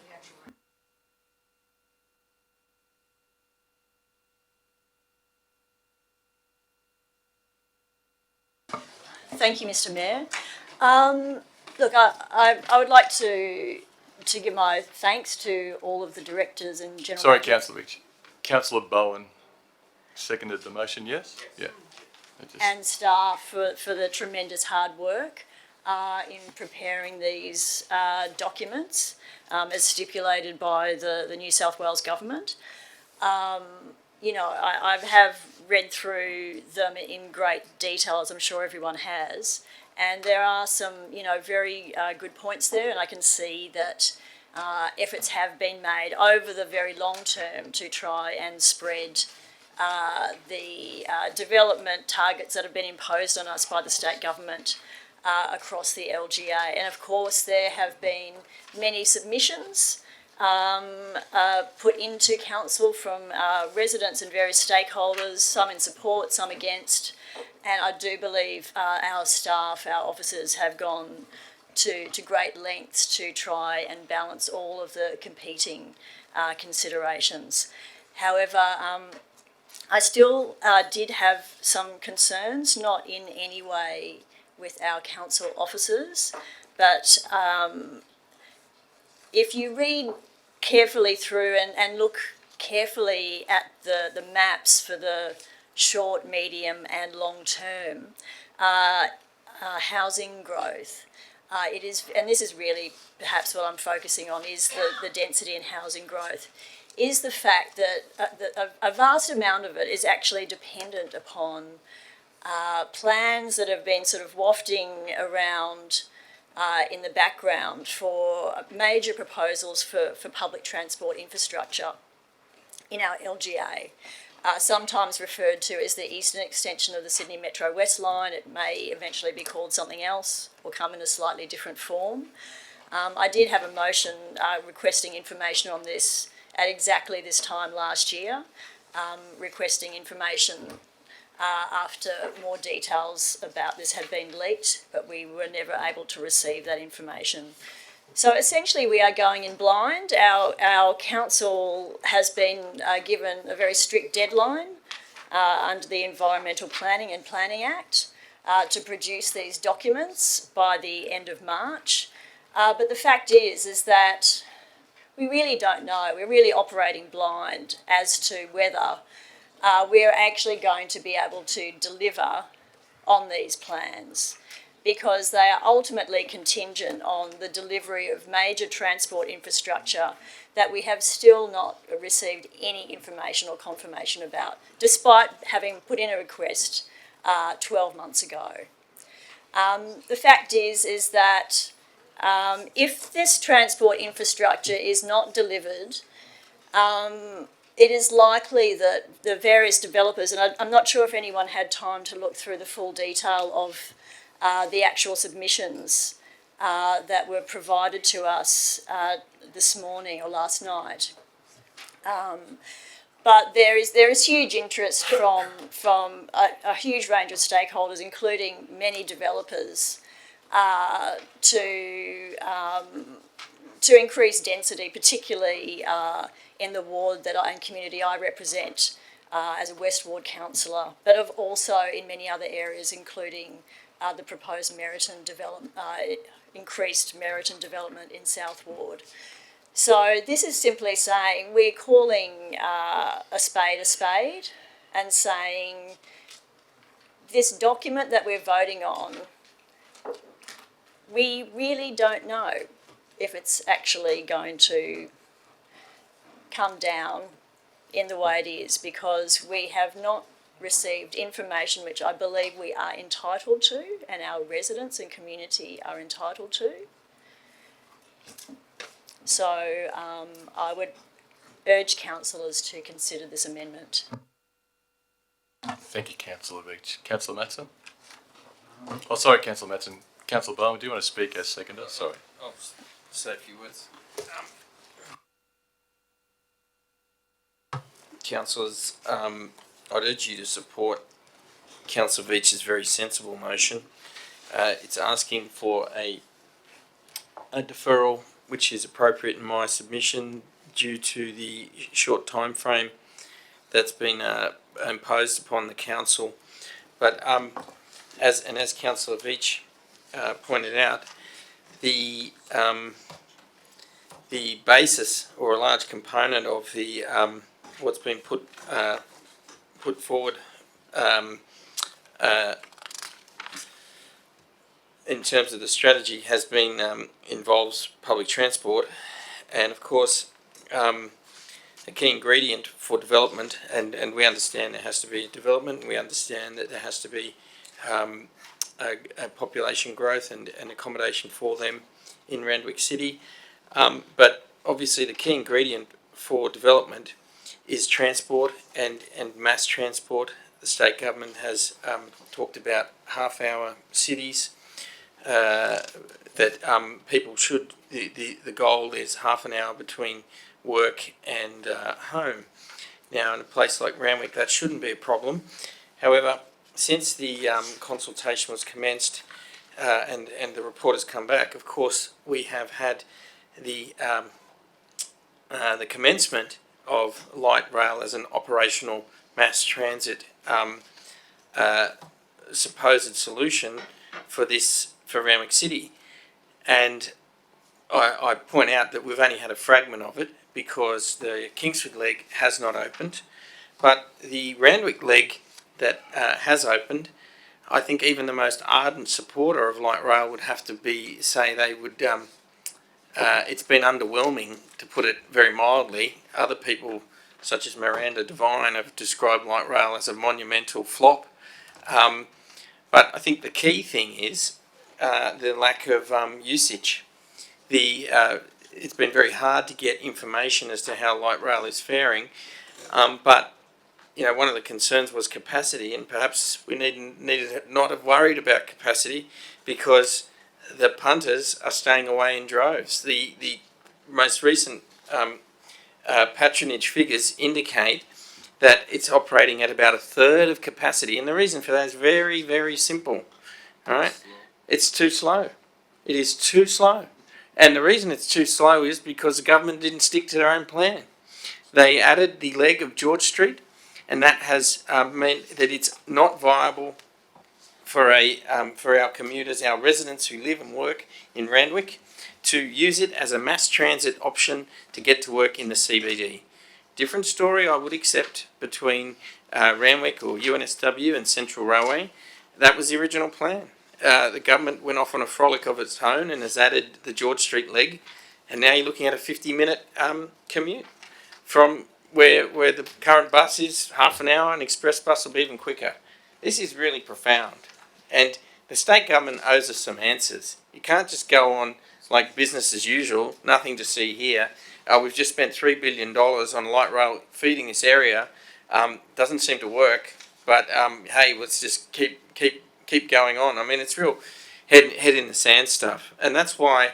So we've got evidence before us of a really significant problem with the state government's mass public transport servicing our area. That has been revealed to us in the last few weeks, few months, in between the time this went on consultation and the time that this report has come back to council. State government owes our community some answers. It's not good enough to say, oh, we've spent all this money, this thing's great. I mean, the silence from the state government about CBD, South East Light Rail, has been deafening. It's like it doesn't exist. And, there's a huge problem here. And there's no point in us just pretending like Chicken Little or Pollyanna, sorry, it's a better analogy, that everything's fine and things will sort themselves out.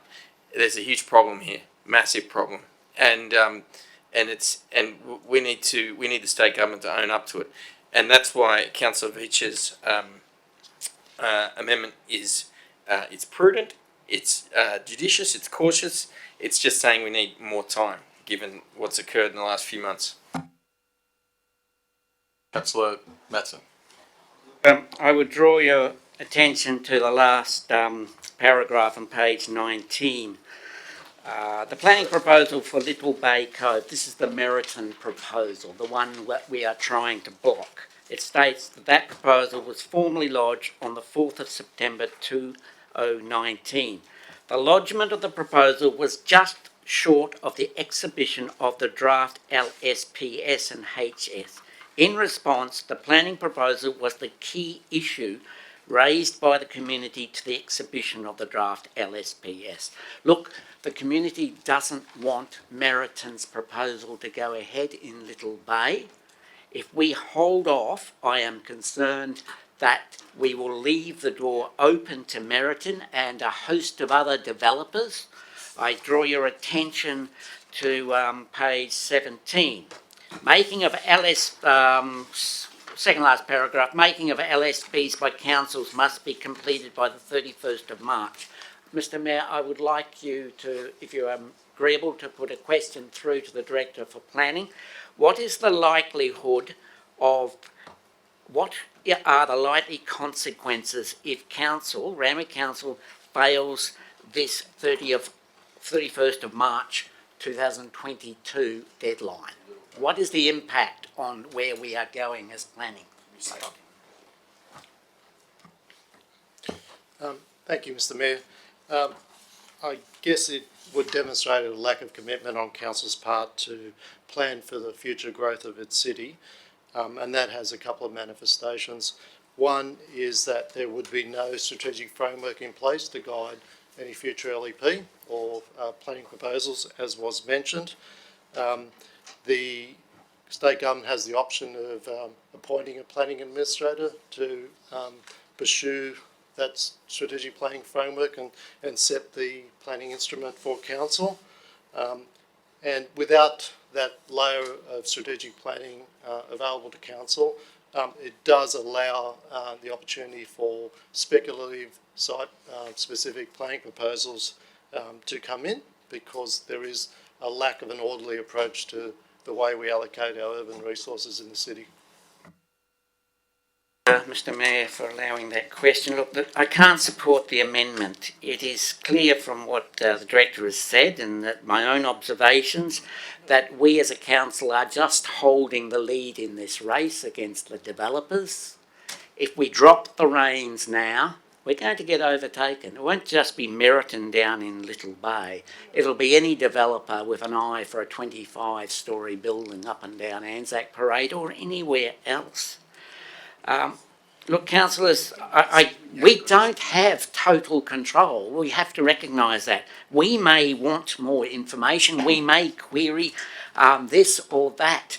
But eventually, if we do that too much, we will lose what control we have. I think we've got to meet these deadlines. I can't support the amendment. Councillor Bowen. Councillor De Souza. Thank you, Mr Mayor. I don't know much about Pollyanna or whatever it was, but I know about Chicken Little. And Chicken Little built a case and created havoc by a misnomer, by a drop of rain falling on his head, and he ran, creating havoc, shouting, "The sky is falling, we're off to see the king." Now, that's what happens. We are all in a position here, and we do not give people the right information, or we misinterpret that little drop of rain, we can create havoc. Now, the thing, Mr Mayor and fellow councillors, not so long ago I went off to see Jurassic Park with a dear friend of mine, a good retailer. Anyway, he pulled this dinosaur out of his pocket and he said to me, "You know, Noel, where are they now?" I said, "They're dead and gone." He said, "Yes, they were the biggest and strongest of their kind. But when times changed, they didn't adapt, they didn't evolve, and they disappeared." Councillors, what I like about this, councillors, we actually have a vision for the city. We sit down and consult with our residents and we say, "What do you want?" Our executive and our team sits down and works out what we can deliver. That's what this is all about. This is about delivering for the community. I heard Councillor Matson say maybe it had cost him a lot to pursue this, but he's right. We need to have protections in place for our community. Look, from the earliest days of mankind, we had the 10 Commandments. Our community is built on rules, on structures, on parameters, where we say this is right and this is wrong. And if you don't play by the rules, I'm sorry, you can't do it. You want to go to the Environment Court, go ahead, but we know that the law is on our side because we actually write the law. We vote on this law. So this is really, really important. I like how it's, becomes LSPS. It's only an abbreviation. Only small, but believe me, what you're voting on today will have an exponential effect on this community and what the city is going to be in the future. So be wise, be careful, be protective of your residents. Don't let little things, don't let that droplet of rain on your head get you to stand up and run like Chicken Little and shout out, "The sky is falling." This city is is led well. We have a great executive team. We have a great vision for our community. Let's do the right thing and ratify it. Thank you. Thank you, Councillor De Souza. Councillor De Stavrinos. Look, thank you, Mr Mayor. I will be supporting the amendment put up by Councillor Veach tonight.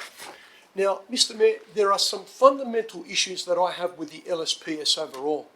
Firstly, it's the fact that it doesn't take into consideration the implication of the light rail not being fully operational as it stands today. I don't agree with the minimum allotment size as it stands in the report. I don't agree with its emphasis on high-rise, particularly the K2K proposal that had a big implication upon Kingston and Kensington. And it doesn't factor in the implications of the university, which is a law unto itself and has, over the last 25 years, added 35,000 extra students to this city's population, putting extreme stress on our local infrastructure. Now, what we have before us tonight is an amendment that is asking for a deferral. A deferral because of the fact that we're now putting together a housing strategy that relies heavily on transport infrastructure being delivered into our city. Now, the problem that I have with it, Mr. Mayor, is that parts of that infrastructure haven't even been delivered yet. And here we are talking about numbers increasing 15,000 dwellings to our city over the next 20, 25 years. I have a problem with that. Now, the report itself talks about 82% of submissions being about Little Bay. So it's quite clear to me that the majority of our residents who put in submissions don't like high-rise. Yet, just last year, we put together a K-to-K proposal that will look to put 20-storey high-rise on Anzac Parade. And here we are now, with a report before us telling us that 82% of residents do not want Little Bay to be converted into a 1,900-unit slum. And that's what will happen. That's what will happen if the proposal goes ahead down at Little Bay. Now, the problem I have is in relation also to the minimum allotment size. What we've got here is a report that will not provide any extra or much additional medium density housing in the form of duplexes. This is sensible and sustainable housing. Our residents were screaming the door down when they came here just on a year and a half ago, telling us that your minimum allotment is wrong. 800 square metres. Who ever heard of an 800 square metre minimum allotment? And now we've come back with 650. Well, I can tell you now, that's not going to do anything to improve affordability. Hold on, please, I'm talking. It's not going to do anything to address affordability, and it's going to do nothing to increase housing stock in our city. But what are we doing? We're focusing on high-rise, which will be detrimental to the amenity of residents with overshadowing, impacts on hospitals, schools, parks, green space, you name it. What we've got here today will be detrimental to the amenity of our residents. The next thing I want to talk about relates to the university. Now, the university, we know, doesn't even come under our jurisdiction. And what have they been doing over the last 20 years? Well, they've increased the size of their buildings on their site. And what have they got? They've got 60,000 students at the university now. And that not only impacts Kingsford and Kensington, but has a detrimental impact going as far as Malabar and other areas. This puts a burden upon our residents. Now, why haven't we asked the university what their intention is? I want to know what their plan is for the next 20 years. I want to know what additional dwellings or what additional buildings they intend on putting on their site. The one thing I will say that I agree with is council's recommendation to look at the rezonings of some of these properties that are going to be affected by the structures that are going to be put around them. We've got any number of residents who have already acknowledged that they're worried about what will be built next door to them, and these people have every right to be concerned. Because what's going to happen is they're going to have a 10-storey or 20-storey building being put directly across the road from them, and this is going to have a detrimental impact on their amenity. And this is the time to do it as part of a planning instrument, our LEP and DCP. But what we're asking for here tonight is nothing different to what we've asked for before. We're asking for a deferral. We're not saying chuck the whole entire proposal out. We're saying let's look at the transport infrastructure that will be put in place prior to us adding to the densities and adding to the detriment of the amenity for our residents. You could all shake your heads and think I'm a lunatic, but I can tell you now, I know what's going on. I've spoken to residents and people are not happy about what's going on. And none of it. People are very upset and they're disappointed with it. And I can tell you now, if we're going to go with a 650 minimum allotment, well, that's not going to be any good to anybody in the city of Randwick. I can tell you that now. It needs to be between 550 to 600 to provide some sort of affordability and good amenity. I'll leave it at that. Thank you. Through you to the Director of Planning, did the public response indicate any great deal of dissatisfaction with the proposed council figure for minimum lot sizes for subdivision? Thank you, Mr. Mayor. There was approximately, I think, 27 submissions that were seeking a lesser subdivision lot size.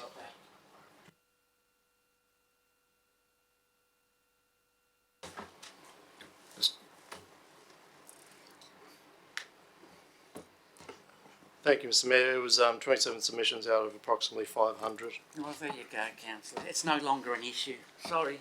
Councillor Parker? It's not an issue. Were you moving the amendment, or you were just foreshadowing a future amendment? Not foreshadowing anything. I'm supporting the amendment that's put up before us tonight. In regards to a 600? Or that one? No. What's being proposed there?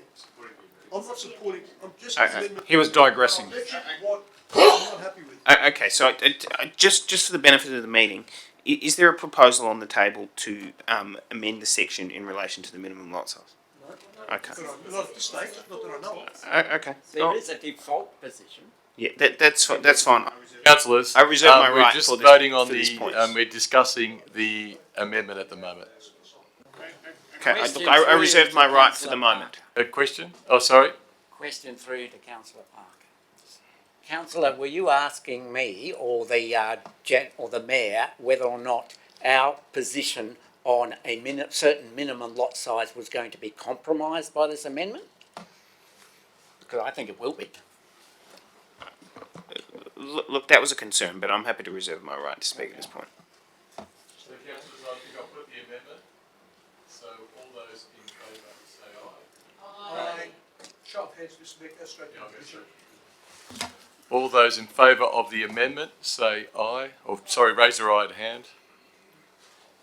Councillor Veach, Councillor Stavrinos, Councillor Luxford, Councillor Andrews, Councillor Bowen. All those against the amendment, please raise your hand. Councillor Hamilton, Councillor Shuri, Councillor Nielsen, Councillor Parker, Councillor Singh, Councillor Matson, Councillor Roberts, Councillor De Rocha and Councillor D'Souza and the Mayor. So I declare that lost. I think I'll go straight to, we've had all the discussions, I'll go straight to... I got a question. I was waiting sorry, until the sorry. amendment was... Yeah, thank you. We're going to continue to oppose the SEP that we currently are exempt from. The Sorry, Councillor Roberts, is that a question? the low-rise, relevant officer? the low-rise medium-density housing code that we currently are exempt to. Could you just clarify the time frame for that exemption? Does it expire soon, and how does it, if it does expire and then they don't re-exempt us, how will that affect all of this? Thank you, Mr. Mayor. The extension for the deferral of the low-rise medium-density code was extended to the time for the adoption of the LSPS, so I think that's up for review on the 31st of March. So our council's position has been, and it's articulated in our strategic planning statement and housing strategy, that we will be seeking exemption from that code on the basis that we have identified areas within the city of Randwick where we're proposing to apply the similar controls in terms of the types of development, terrace housing, townhouse development, small lot housing, to complement also the reduction in the minimum lot size in the R2 zones. And it's our position that on that basis, the code, the intent of the code will be effectively applied within the city of Randwick, and therefore council would not need to be subject to that particular state planning policy. Okay. And correct me if I'm wrong, is the minimum lot size very small in this SEP? Like, it allows basically, I just need reminding, that's all. Yeah. Thank you, Mr. Mayor. Yes, the minimum lot size under the code is down to as small as 200 square metres. So you could have a 400 square metre allotment and then effectively allow for 200 square metre lots as results from a subdivision of that particular development. And finally, I share my concerns with the minimum lot size. I'd like to see it. Currently, this is 300. It's proposing to reduce it from 400 to 325 square metres. I personally would like to see it a little bit less than that, but obviously not as bad as that SEP. So my question is, if we don't touch the minimum lot size in these documents tonight, is it locked in, or is there scope to look at 300 or 275 in the future, or is it done? Thank you, Mr. Mayor. The whole purpose of the local strategic housing strategy is to give guidance and to allow council to focus its intentions on certain priorities. And we've identified 325 square metres as being a benefit size consistent with the areas to the northern part of the city, which are of a similar lot size. Subject to the adoption of the LSPS, council officers will then begin more detailed investigations of the subdivision patterns, the capacity of those areas, and look at also the development controls that need to be applied to provide the bill form and types of development that are going to meet the objectives of those particular instruments. So there may be, through that detailed analysis, some review of that, and that will be something that will brief councillors along the way. Okay, well, based on that, I'm happy to support the motion. As a heads up, I'll foreshadow some interest in 300 or 275 as we draft the LEP. But it's good to know that it's not locked in. But it's also good to know that if this is cleared tonight, then obviously we'll remain exempt from this SEP, which I think is important as well. So councillors, I'll put the motion. All those in favour say aye. Oh, sorry, I go straight to a division. Yes, as in the recommendation on the business paper.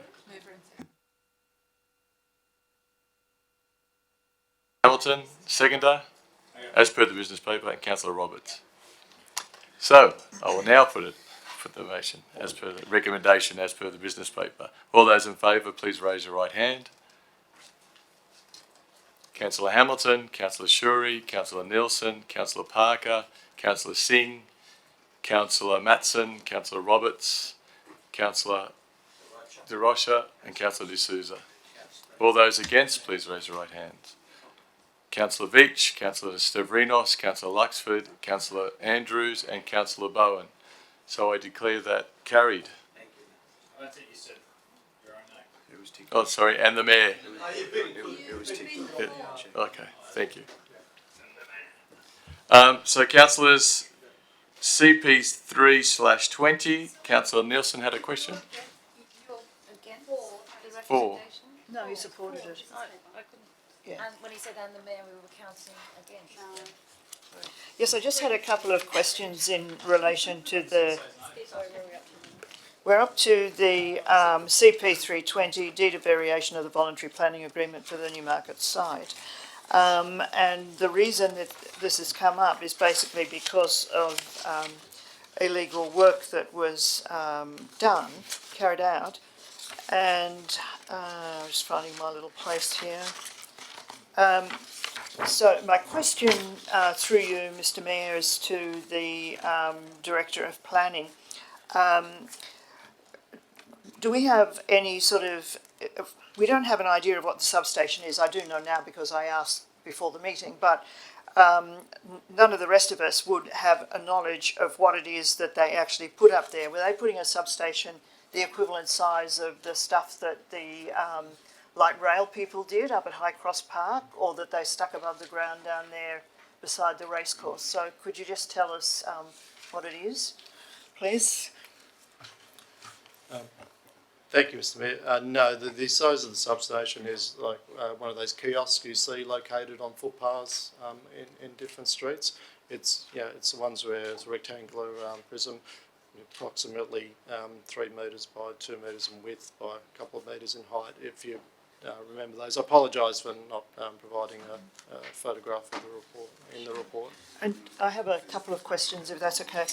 Then the follow-up question is, why were CBIS doing this without having told us? And why did they have to? I presume they suddenly discovered they wanted to put this in the public park area rather than in somewhere else, some other location within this huge amount of land that they have. Thank you, Mr Mayor. My understanding it arose as a requirement of Ausgrid and under their powers. The issue, I think, arose because of the nature of the development lots. The roads around that particular location of the park, if you recall from the master plan, are relatively narrow and a sort of a one-way system. And the substation also provided electricity for the park as well. It probably should not have gone on the park, but in terms of its location, it's probably in a more discreet location towards the southeastern corner of the site and is within an existing planted area. So it doesn't impact on the sort of the passive recreation space. So with that, it's probably ended up in probably the best location. There really isn't another location for it. CBUS acknowledged the error and should have contacted council before that time after it was erected. I think it's part of the, I guess, the relationships with these types of developments in terms of having builders and contractors and the like. And but surely the project manager would have some degree of blame in relation to that. And then the $200,000 contribution, that's in addition to the $500,000, is it? Thank you, Mr Mayor. Yes, that is in addition to the $500,000, which was part of the original voluntary planning agreement. So, yeah, that would be put towards opportunities to determine what's required for the big stable to become an effective community facility. Thank you. Any further questions or discussion, councillors? So I'll put CP3/2. Can I have a mover? I'll move it, Mr Mayor. Councillor Zarinos and seconder Councillor Andrews. So now I'll put it. Please raise your right hand. All those in favour of the motion. Yeah, we have to have division. No, there's one down. I'm just waiting for. Oh, okay. Now I can call that unanimous. The next one is CS2/20. Councillor, Yep. sure. I am moving the recommendation as per the business paper. Seconded. I do just have a question. Something that's worrying me is that I know in Sutherland Shire Council they charge for reserving books in their libraries, and I'm worried that by passing this, giving this, waiving the fees for overdue books, the revenue will be tried to be recouped by charging for reserving a book. And I was wondering, through you, Mr Mayor, to the General Manager, if she heard about that.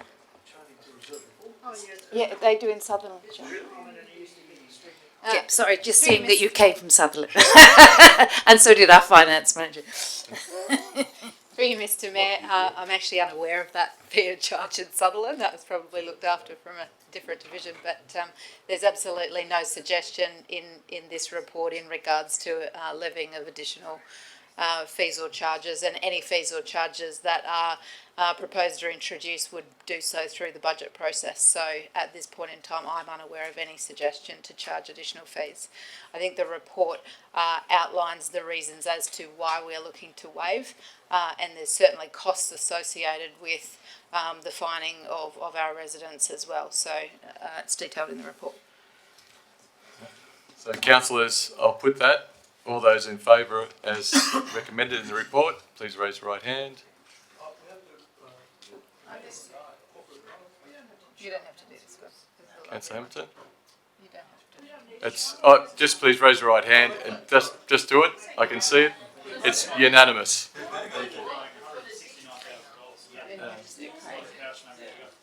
So, councillors, next is CS3/20. Councillor Matson. Do I have a seconder? Are you moving it, Councillor Matt? Yes, Mr Mayor. Look, I'm moving the matter in an amended fashion. I've handed the text of it to Mr Kelly.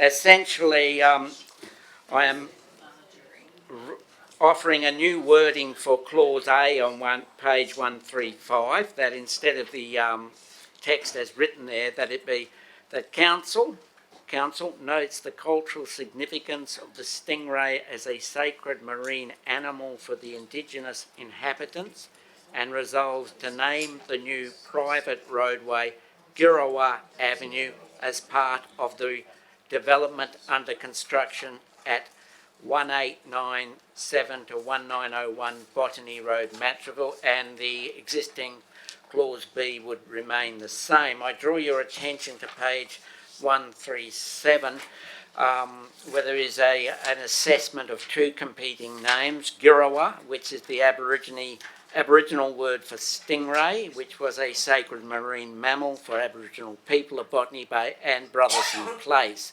which commemorates an ex-president of the Maritime Services Board. Further down on page 37, under the heading Conclusion, it is noted that Council sought Aboriginal names from the La Perouse Aboriginal Land Council as alternatives for the developer to consider.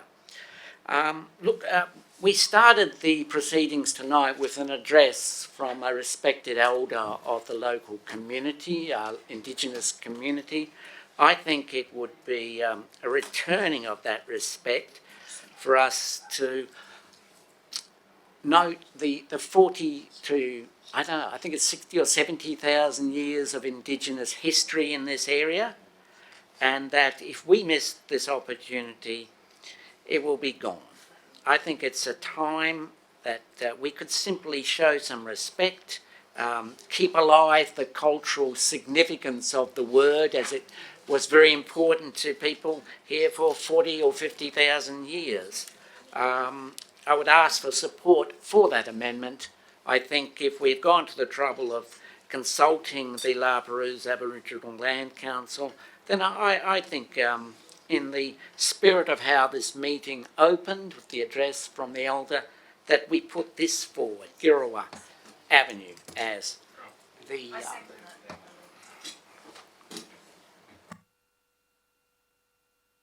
Seconded by Councillor Shuri. Can I... Councillor D'Souza?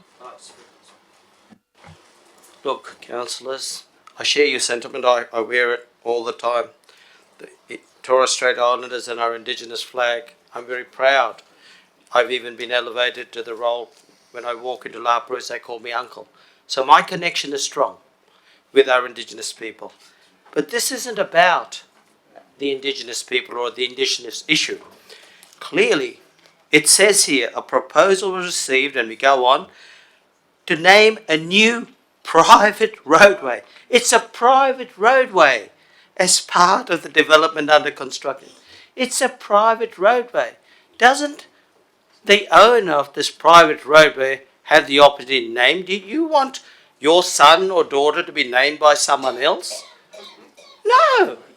It's your right to name your son or daughter as you and your partner decide. This is meddling in things we shouldn't. And it's clear. It's clear here that Brotherson Dock, I know I service the port, I know all about the mariners, and Brotherson Dock is a very important part of Port Botany. And often when I go to some of the vessels, they say Brotherson Dock, I know straight off what they're talking about. That's where P&O is. Oh, and now it's called Dubai Ports. But this is clear.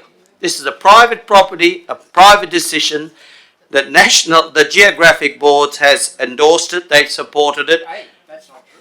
Well, it says up here the proposal has been assessed in accordance with, so they've assessed it. No, Or, okay. Well, you can have your view, and your view is your view. But I tell you, it's come here to be ratified. So anyway, I hope we use common sense here. This isn't about our Indigenous people. We shouldn't involve them in this matter. This is a private road. As I said, if it was your child and you wanted to name it, you shouldn't get a third party to influence your decision making. So we're looking here, a proposal The National Geographic Board has got involved. In accordance with the National Geographic Board's policy, council is required to endorse it. So we're here just to endorse it. Let's do the right thing and move forward on this matter.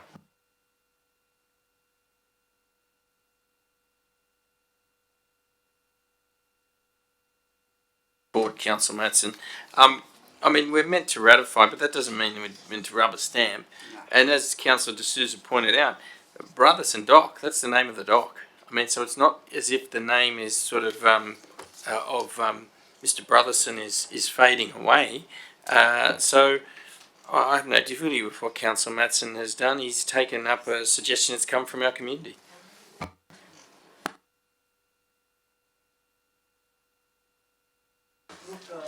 Mr. Mayor, if this was a public road, I could understand the sentiment of Councillor Matson in honouring our Indigenous community. But this is a privately owned property, and they've got a private road here, and even if you read the report, it says here, following consultation with the developer, the developer has indicated their preference to the name as Brotherson Place, and the name commemorates and associates the local history and culture of the site.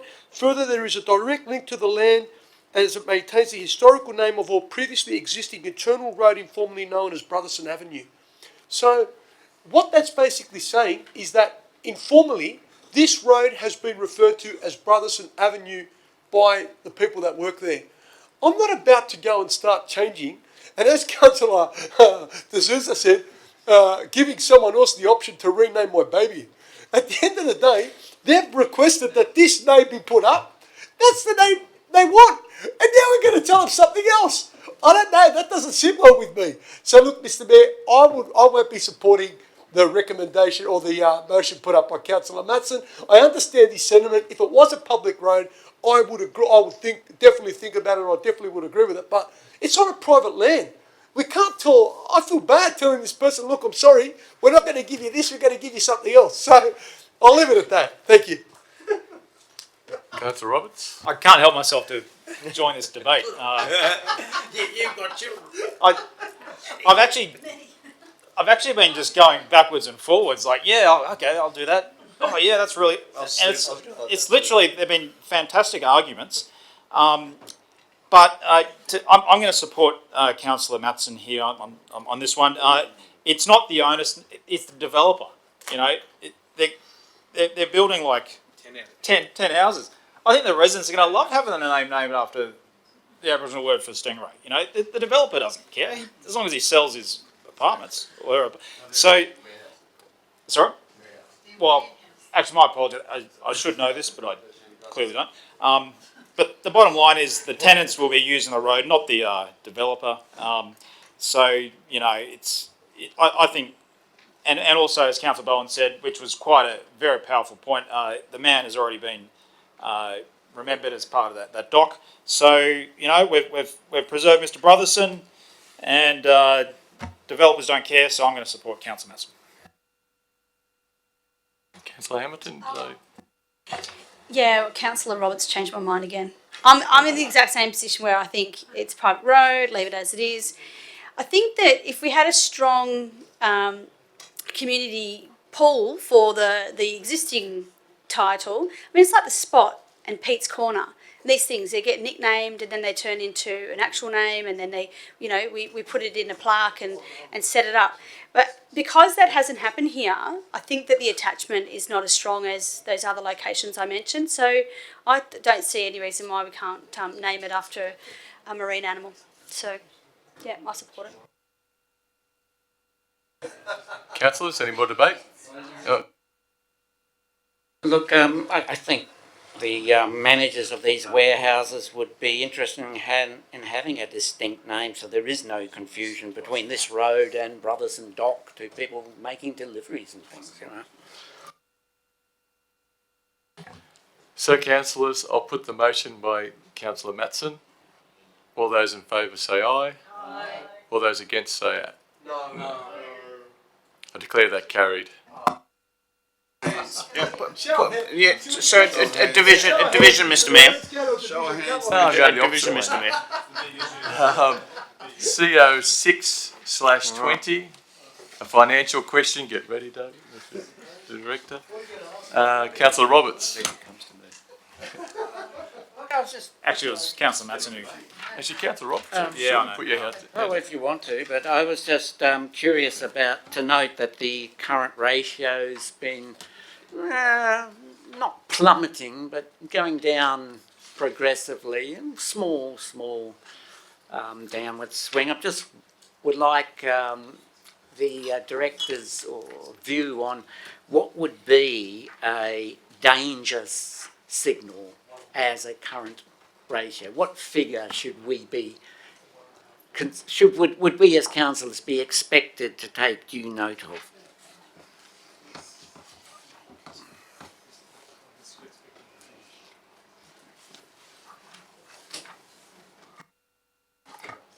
Through Mr Mayor, I apologise, Councillor Matson. There is a benchmark in relation to current ratio, but there is no concerns about it based on the January monthly statement. We'd have to get back to you with the specific benchmark.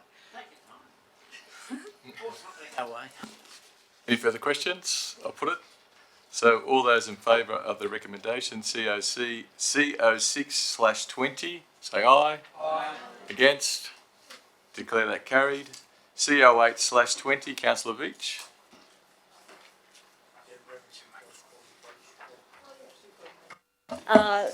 Thank you, Mr Mayor. Look, this was just to say thank you very much. It's actually always really quite interesting to sort of flick through and see all of the incredible work that's been done, and some of it we're aware of, and some of it kind of has gone under the radar, and you know, it's a shame some of this isn't perhaps promoted a bit more, you know, actively, perhaps on our websites or whatever.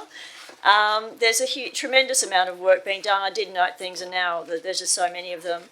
But I would like to congratulate all of our wonderful staff who have just really been working so hard for our community, and with some incredible initiatives, and all credit to you.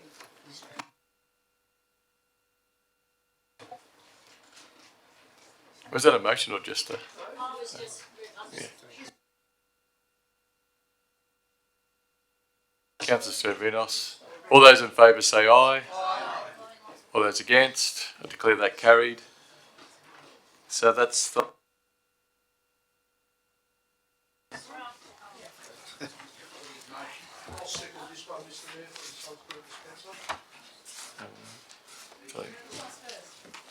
Until I get to the page.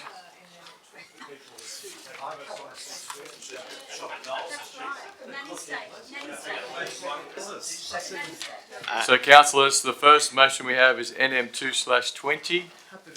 Notice a motion from Councillor Parker, automatic sunscreen dispensing machines. Do I have a seconder? Yeah, I'll second it. Councillor Stavrinos. Yeah. Look, no debate. There's no debate, is there? No. No debate.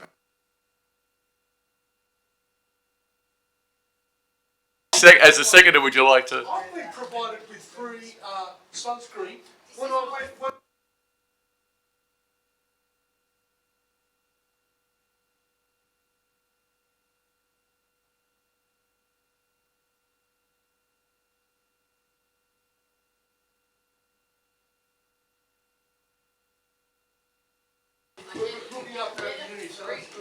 So, councillors, all those in favour say aye. Aye. All those against? I declare that carried. We've actually got one on order. Really? Local business. NM3/20, notice of motion from Councillor Singh, Solar Savers Program. Can I have a seconder? Councillor Veitch, a seconder. Thank you, Mr. Mayor. Do we have a seconder? Yes. By who? Oh, thank you, Councillor. Now, Mr. Mayor, if we look, this is a very straightforward motion, Mr. Mayor. If we want to reduce our carbon footprint, then we should encourage our residents to install more of rooftop solar panels. And also with this program, apparently it also saves the ratepayer a lot of money in electricity bills. Now, I was doing research on the internet, and there are various versions various variations of this solar savers program that's been implemented in Victoria. However, I couldn't find anything that, as far as I know, such programs been implemented in this state.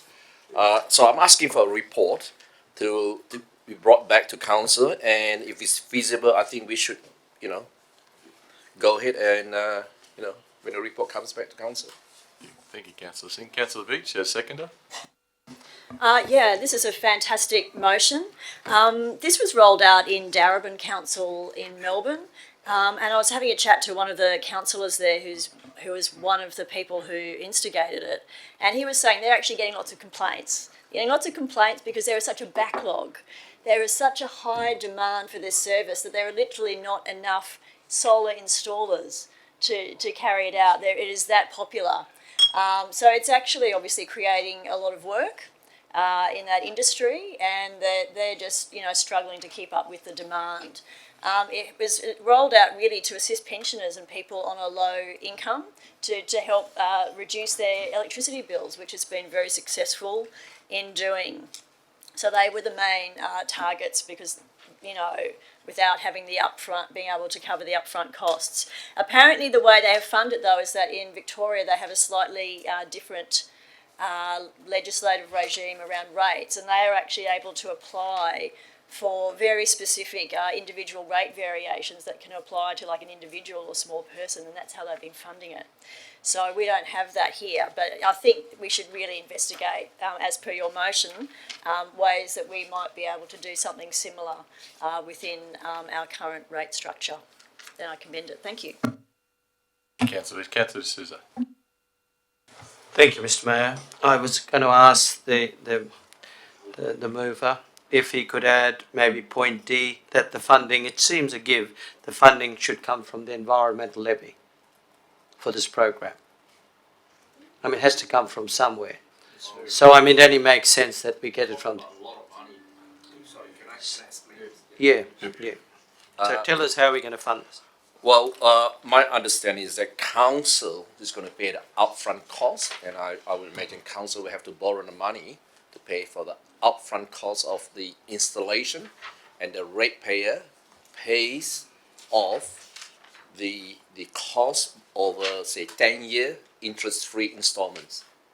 Now, I would imagine it's not a small amount so that council will have to borrow in order to roll out this program, as Councillor Vish said. It could become very popular, and the amount is, well, you got your property, all right, you can't go run away. Apparently, you pay off through your rate notices, it's included, all right? Now, when you owe council money, when you sell your property, whatever you owe, you have, I imagine, you have a liability there. So it's a good idea, Councillor D'Souza. However, I think the amount we're talking about is huge, and our environmental levy will not be enough to cover for that. But anyway, we leave it to the investigation. Look, I'm happy to. That was only a suggestion, but more importantly, I wanted to bring the attention of the councillors, and this is very aspirational and a very good idea, and I fully support it. But everything comes at a cost, and the mover has said it's a very expensive program. But in saying that, it's a good program, and I will support it. But initially, when we talked about council and leadership, I said it's the tone that's set at the top.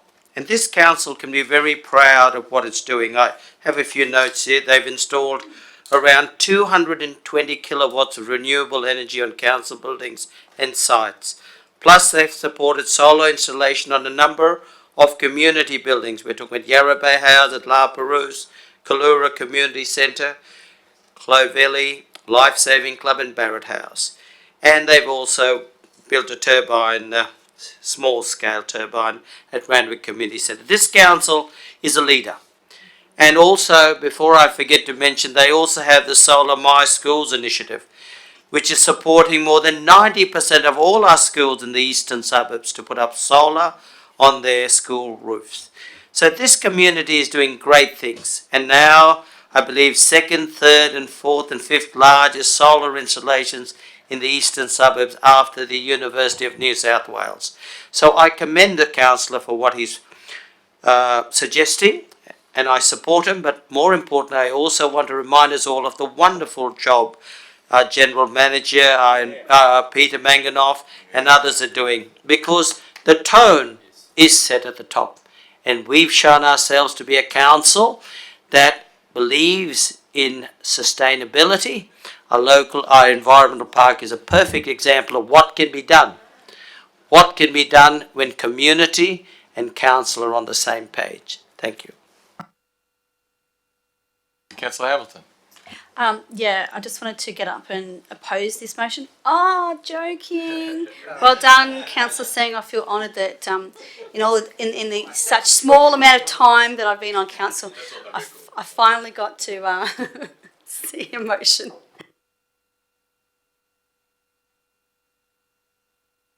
Any further discussion, councillors? Would you like to close off, Councillor Singh? Okay, I'll put it. All those in favour of NM3/20, say aye. Aye. All those against, I declare that carried. Councillor Singh, you're up again. NM4/20. Another good one. Notice of motion from Councillor Singh, establishing a separate legal entity to manage council's affordable and social housing stocks. Councillor Stavrinos, second. Sorry, second it. You want to start? You want me to move first? Yeah, I move first. Ask us. Okay, thank you. Thank you. Mr. Mayor, at the moment we have 20 affordable housing units. Now, I've been on council for Councillor Metz and I have been on council for 25 years now. We got 20.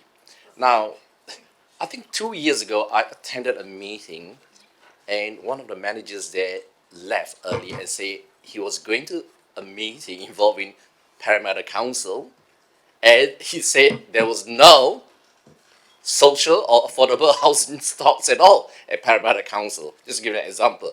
So what I'm trying to say is, Mr. Mayor, that councils, not many councils are good at building their social housing or affordable housing stocks. And we got our K2K coming, and we could have 200 new affordable housing units. Now, that's fantastic.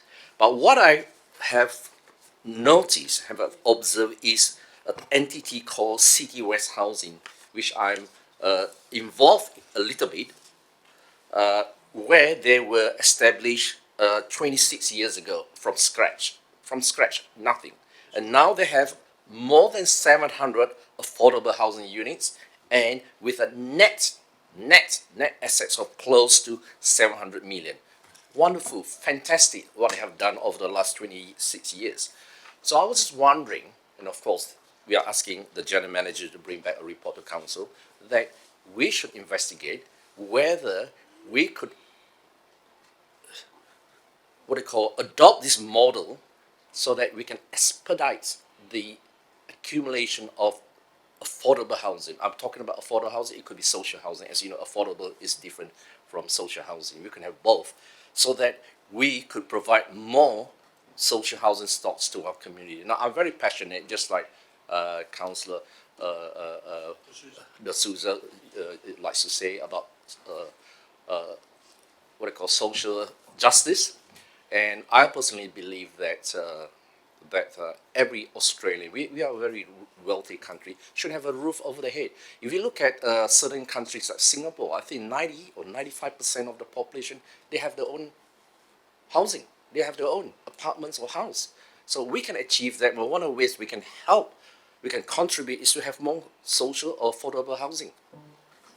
To start with, let's get a report, see whether we could adopt this model. Councillor Singh.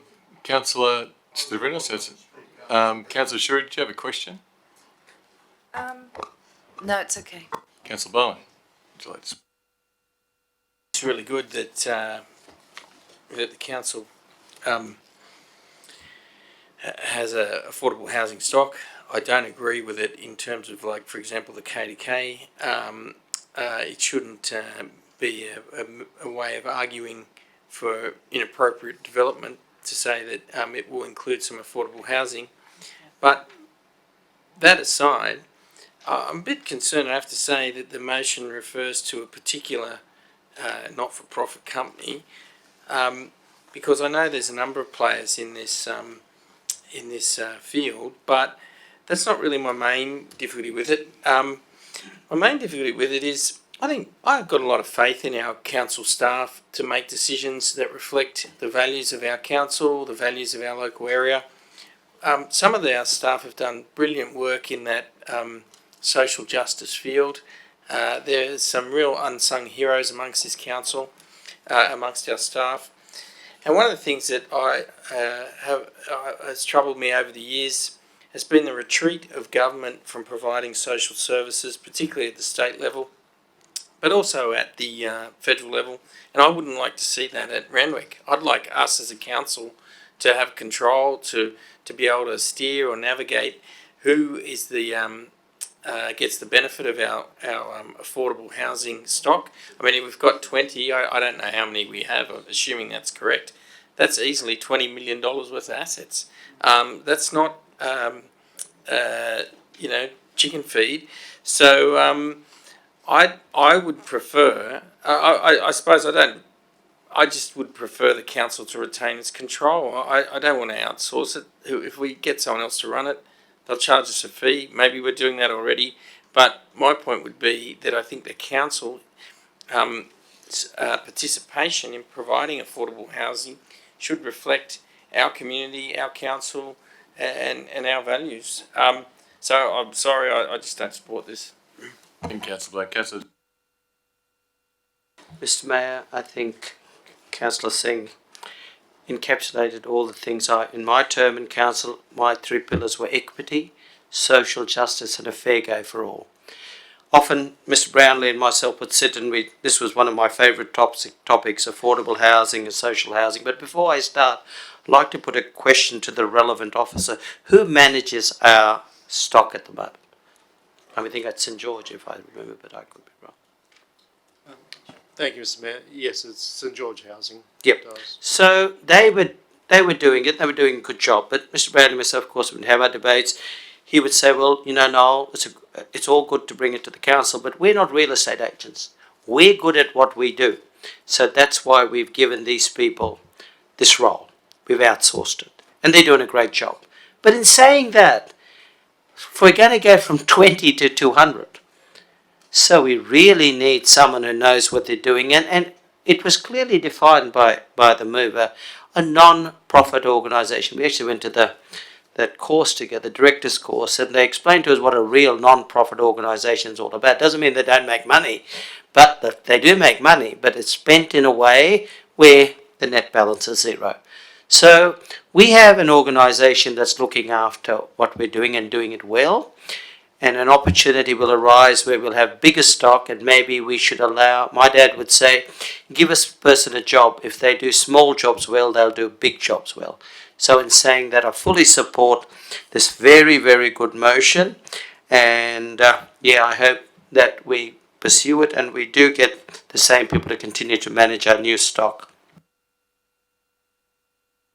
Just take the question first. Councillor Barr. As I anticipated that we already have someone managing our housing stock. So isn't it subject to a tender? Yes.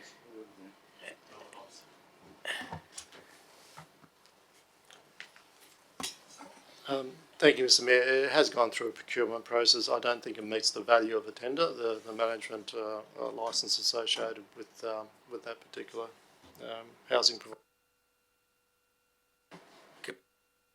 In relation to an answer, well, I'm just a bit concerned about the motion because it refers. We've had now a discussion about one service provider. There's a discussion about another.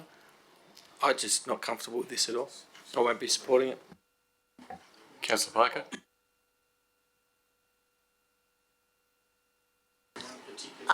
Look, through the mayor, I was wondering, I hate to interfere or with other councillors' motions, but I was wondering if Councillor Singh would perhaps consider removing point A, as in some ways that could be actually considered under point B anyway. If we're looking at a model of another particular entity, if it is a separate legal entity, anyway, that would come back in the report, and it might, I sort of share, I actually think the motion's good, but I share Councillor Bowen's concerns, and so that might perhaps allay some concerns while supporting the spirit of your motion. Councillor Veitch, what I'm suggesting is that we get a report, bring back to the council, just a report. We're leaving to our council officers to investigate, and some of the things that should be covering would be A, the advantages or disadvantages of establishing a separate legal entity. So at the moment, the affordable housing units owned by council but managed by a third party, which is a registered social housing provider. You need to be registered to manage. All they do is like a real estate agent that manage your property, rental properties and things like that. With this model, and it could be a variation of this model, that a new entity, ABC, not-for-profit, limited, will own and manage that as well. At the same time, they also look at opportunities and how to build the stocks. And one of the things they do is, of course, they get land. They get land. They can be a developer. This is a City West housing. No, there's no privatizing. I can explain to you more if you give me an hour to talk, because I've been involved with this for 10 years. My organization is a preference shareholder. It was established when this entity was established. No. We don't have get any interest at all. It's owned by the state government. All right, we just community involvement to give our feedback. You know, those they were established 26 years ago. What's your role? My organization is a preference shareholder.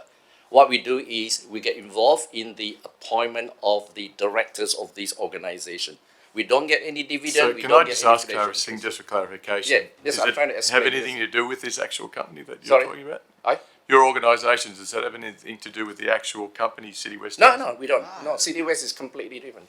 I know, but the way you phrased it, it sounded like your company dealt with them. No. Sorry, I'm just clarifying. Sorry. My organisation, the Australian Chinese Community Association, somehow got invited to be involved in the early establishment of City West Housing 26 years ago. Don't ask me why we got involved. Maybe because our head office is close to Chinatown, because maybe they wanted a Chinese community organization to be involved. So my organization is a preference shareholder together with, I think, another 12 organizations.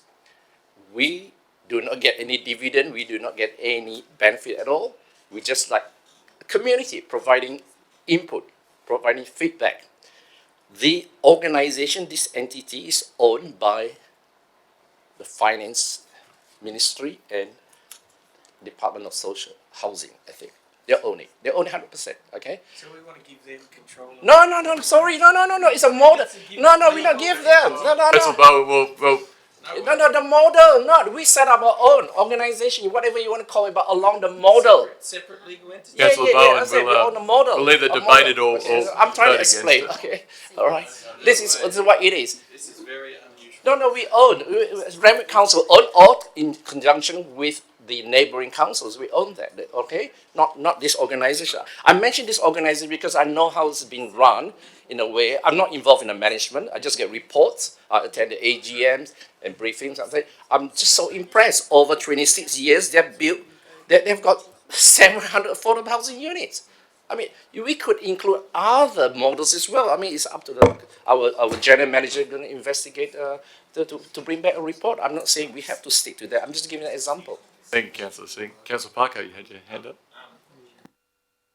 I'm just going to foreshadow an amendment that in the event that this notice of motion fails, that councillors be briefed on the management of our affordable housing stock and any alternate models.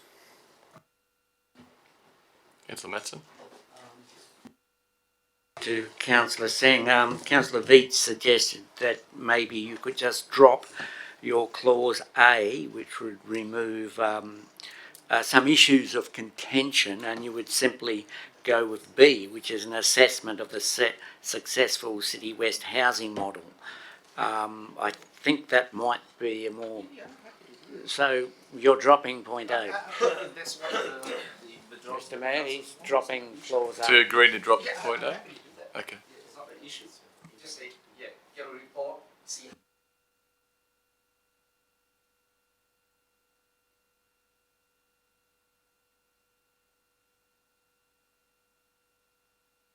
To clarify that Councillor Parker's foreshadowing. In the event that this notice of motion fails, so in the vacuum, I was going to move a substitute motion, but from the sounds of it, it will not be required.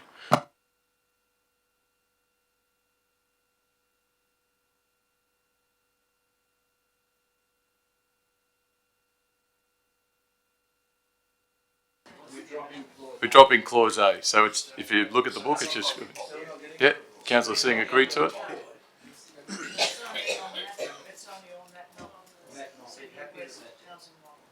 Yes. Councillor Singh, you agreed to drop point A. I'll just clarify it, and we're voting on now point B. Yes? And it's up to our council officers to include in their investigation or else. Yeah. So as per, you can read up there, councillors, are we voting in favour of NM4/20? Please say aye. Those against? Okay. All those in favour, please raise your right hand. Councillor Hamilton, Councillor Shuri, Councillor Veach, Councillor Severinos, Councillor Luxford, Councillor Parker, Councillor Singh, Councillor Andrews, Councillor Matson, Councillor Roberts, Councillor De Rocha and Councillor De Souza. And those against? No. Those against, Councillor Nielsen, Councillor Bowen and the Mayor. So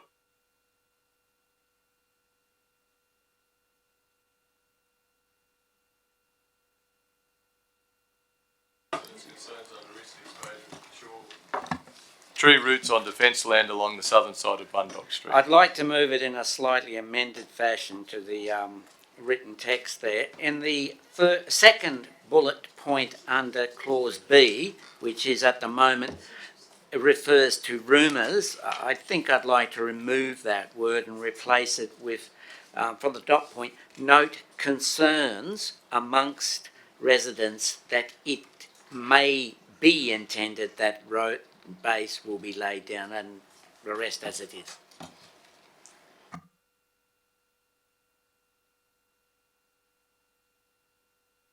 Sorry, Councillor Messenger, do you have a seconder? Councillor. I was in. Oh, sorry, Councillor Beach. Yeah, okay. I was in Western Australia dealing. No, never mind. I was in Western Australia dealing with a family issue, and I started to get emails from residents about was clearly some sort of very serious work being done on the defence side of the road. I didn't get back for a couple of weeks, and by the time I got back, a lot of it had been covered back over, but there was concerns that possibly the health or long-term health of these trees that, as I understand, are the ones actually on the Defence Force side of the fence, not the council trees along the south side of Bondock Street. I think it would be positive if we could look at this issue at the next Greening Randwick committee meeting. We may be in a position to recommend to Defence some sort of input on what may or may not be intended by Defence. For example, the road base, which may or may not be laid down over the road system. We might be able to propose a more porous material that would better allow for an uptake of water, for example. I think just reacting to the concerns of my constituents, they were asking me what we're going to do, and I think we should look at it. Mitch? Thank you, Mr Mayor. I obviously support this motion. I went down and had a look. I think all of the councillors receiving emails, but most obviously the East Ward councillors. But I did popped down to have a look, and it was actually very severe. You know, we've had a lot of discussion over the years about trees removals, and you know, basically, if you've got something like this, a tree, if this was the tree, there's a whole line of them like that. Essentially, imagine that they had been a trench had been dug, like right there, literally at the base, and some of it was about 20 centimetres, and some of it went down to about 50 centimetres in a very long line. It had obviously been done by some kind of machinery of some kind. It was very clean line, and it was crystal clear that they'd just chopped straight through the roots of these trees. Forget about structural root zones and so on. I've got no idea how they could get away with it, to be quite honest. The trees, I think, are going to suffer very badly, and apart from anything else, I think there will be potential safety issues. So I think we need to follow up on the concerns raised by many of the local residents, and I commend the motion. Sousa? Question, Mr. Mayor, to the relevant officer. With Commonwealth land, the defence land, do we have any control or say in it?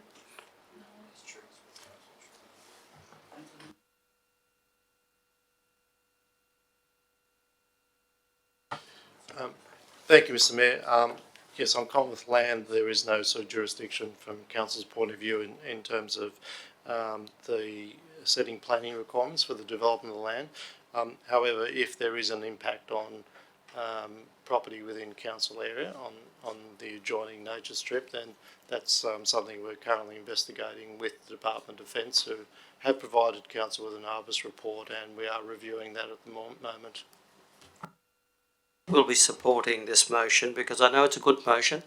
I know on my Twitter and that people have been commenting, I'm putting photos on and impressing on me how this is going to affect them and how they're concerned about the environment. But yes, but at the end of the day, it'll be the goodwill of the Commonwealth, and I'm glad Councillor has included the MP for Kingsford Smith, Matt Thistlethwaite, because he might be able to play an important role in all of this. I'm also glad the Councillor has taken the word rumour out of his motion, because policy should be formulated on rumour or conjecture. We have to do it on fact. So I'm glad he's taken that out, but I'll be fully supporting this, and I'm glad that we're listening to the community and doing something. But after all, we've only got one planet. We've only got this environment belongs to all of us. We have a duty of care, an obligation to protect it for our next generation. I guess it's called the law of intergenerational equity. Thank you, Mr. Mayor. Councillor Bowen. Questions.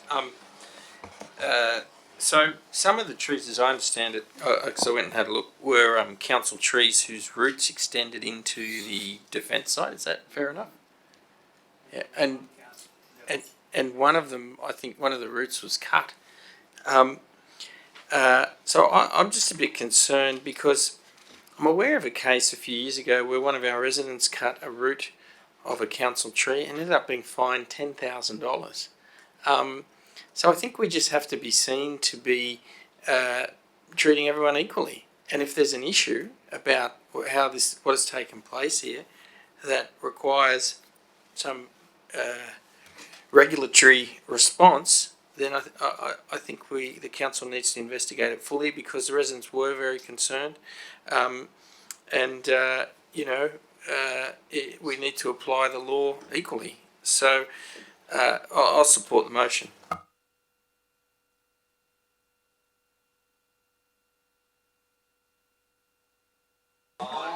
All those against? I declare that carried. NM 6/20. Notice of motion from Councillor Matson, Leek Park, Coogee, corner of Thomas, Byron, Dudley and Higgs Streets. Councillor Lux. Councillor Lux. Is this my motion we're discussing? Oh, sorry. Thank you. Thank you, Councillor Luxford. My constituent rang me up, Ms Barbara Hall, known to all the councillors. she had a very definite proposal for Leet Park. I'm not sure if it needs to be a wildflower meadow, but when you go and have a look at the park, it is underused, mainly for because of the configuration of it. It falls from the west to the east, and that tends to result in an unusable park for traditional games or outdoor passive activity or whatever. It also seems to be a lot of soil erosion in various places because of the steepness of the fall. Clearly, it's not really performing as its de facto state, which is presumably for passive active recreation. It may well be that we could turn it into something interesting. Certainly the foliage on it at the moment is a few palm trees. Possibly we could do something there. If it can't be used for passive active recreation, maybe there's another use, a community garden, some sort of restructuring of the slope, or indeed Miss Hall's suggestion of a wildflower meadow. I'm not entirely sure what she envisages that to mean, but I definitely think it is an unused area. It doesn't really give anything to the community around it. There was no one in it when I looked. Possibly. No, there's not much vegetation there, Councillor. I thought you were arguing with me. Sorry, almost leapt down your throat. Oh. Okay. Well, anyway, I would would consider maybe we can look at changes to the plan of management, do some sort of survey of residents, ask them what they would best desire from it, given its physical limitations and its configuration. I commend Councillor Matson on this motion regarding wildflowers and the recommendation that he's taken from the resident who has made the suggestion. Wildflowers are really important, and we have a bee shortage, and we also have in the world, but bees are really, really important to our community, to our living, to our everything, and wildflowers certainly encourage the bees to be around. And if this particular little park is not of any use for recreational purposes, then a wildflower meadow would certainly help our bee population. The other thing is too that I would like to see more wildflower meadows throughout our city. I think in Victoria, in Melbourne, they've planted a really big park full of wildflowers, and people can actually walk through and just enjoy the beauty of the natural wildlife, the natural wildflowers, and the bees and the birds. So, yep, I'm in favour. Okay. Mr. Mayor, Councillor De Rocha, besides being a ranger, is an expert when it comes to birds and bees. And I'd like to take his advice on this particular one, where he says it will not only decrease the mowing and upkeep, but it will visually bring bees, butterflies and birds back to the area. As we know, our bee populations have been compromised because they've been infiltrated by an African bee, so our numbers are dropping. So anything we can do to increase bee numbers, I think, would be beneficial to our community. And as we know, bees contribute to the ecosystem and recycling. They pollinate the flowers, etc. So they're really important in the cycle of life. So I commend the councillor for bringing forward this motion, and I commend Councillor De Rocha's input when it comes to the birds and the bees. Thank you. So, councillors, I'll put it. So, NM 6/20. All those in favour say aye. Aye. All those against. NM 7/20. Notice of motion from Councillor Parker. Yarra Bay Family Fun Day. Seconded by Councillor De Rocha. Thank you, Mr. Mayor. I'm actually moving this in a slightly amended fashion. I am adding the words to the first, so to point A. So it reads that Council investigates holding a family fun day at Yarra Bay to highlight our community's love of Yarra Bay, and adding the words and opposition to the New South Wales Government's proposed cruise ship terminal at Yarra Bay. The second statement includes that this remains the same, that this investigation included funding allocation for an event to be held in late 2020. Further to the previous conversation, this request has actually come by virtue of the community's desire to have ongoing activities voicing Randwick Council's appreciation and our community's appreciation of Yarra Bay and strong desire not to see that go. The timing for late 2020 is not intended to coincide with council elections. It is the intention, and for all those who are listening, for this to occur after that date. And the intention of that is actually more aligned with what is believed to be the timeline as proposed by the New South Wales Government. Late 2020, I anticipate, will be after the detailed business case will be considered by the New South Wales Cabinet, where it will become very likely the policy of the New South Wales Government to build a cruise ship terminal at Yarra Bay. The intention of staging this at this point is to highlight and to remind our community of how much we appreciate this natural asset which we have, and it will also operate as another event and a springboard for our community's opposition, most likely to overlap with the planning process, where there will be another formal consultation process in regards to the study of the environmental effects. So it's timed in order to coincide with that. More broadly, it's to spread out the community activities across the year, because this will be a fight which will be ongoing.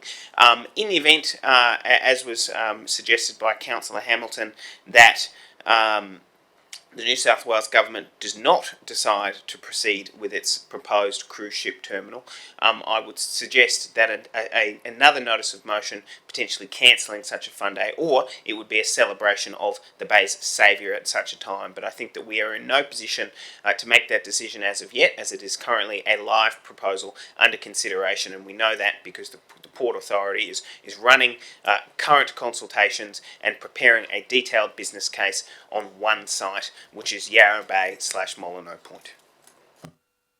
Councillor Rocha, seconder. The Family Fun Day at Yarra Bay. You know, this place, it's not just the South Ward's little treasure. I don't know if anyone goes there on a Sunday in summer, or you go there when all these little yachts, just racing around the bay there. There's people from everywhere. There's people that, that come from all sorts of places just to go there and have a great time. I think that Yarra Bay, bringing the families in, it's like it just brings that warmth that's there nearly every day. You see disabled people, you see elderly people, young people, all sort of crowding over that one ramp near the boat, but they're all just enjoying this bay that's got no waves, that's got no rips, that's got no nothing. And you almost think, if you don't look at the ports, if you don't look at that direction and you look at the other way, that you're actually in paradise. So I think a fun day, a family day at Yarra Bay, I think it needs it. I think it's something that, the public will warm to it and love it. Councillor Rossi. Look, I actually commend Dylan for amending the motion, because in its original state, it was basically a wolf in sheep's clothing, and I think that it didn't highlight, and as it has now, highlighted the fact that this is just another protest, an opportunity to protest. And I can see that Councillor Parker has also responded to the feedback that he got on Facebook around why the date, what is this about. So he's actually, making this up on the run and trying to piggyback off an already pretty active community of people that are, I think, majority of them there for the right reasons. I think that as a parent, I'm horrified that a family fun day can be overrun by a protest. I wouldn't be sending my children there. I wouldn't be attending a family fun day under the guise of a protest.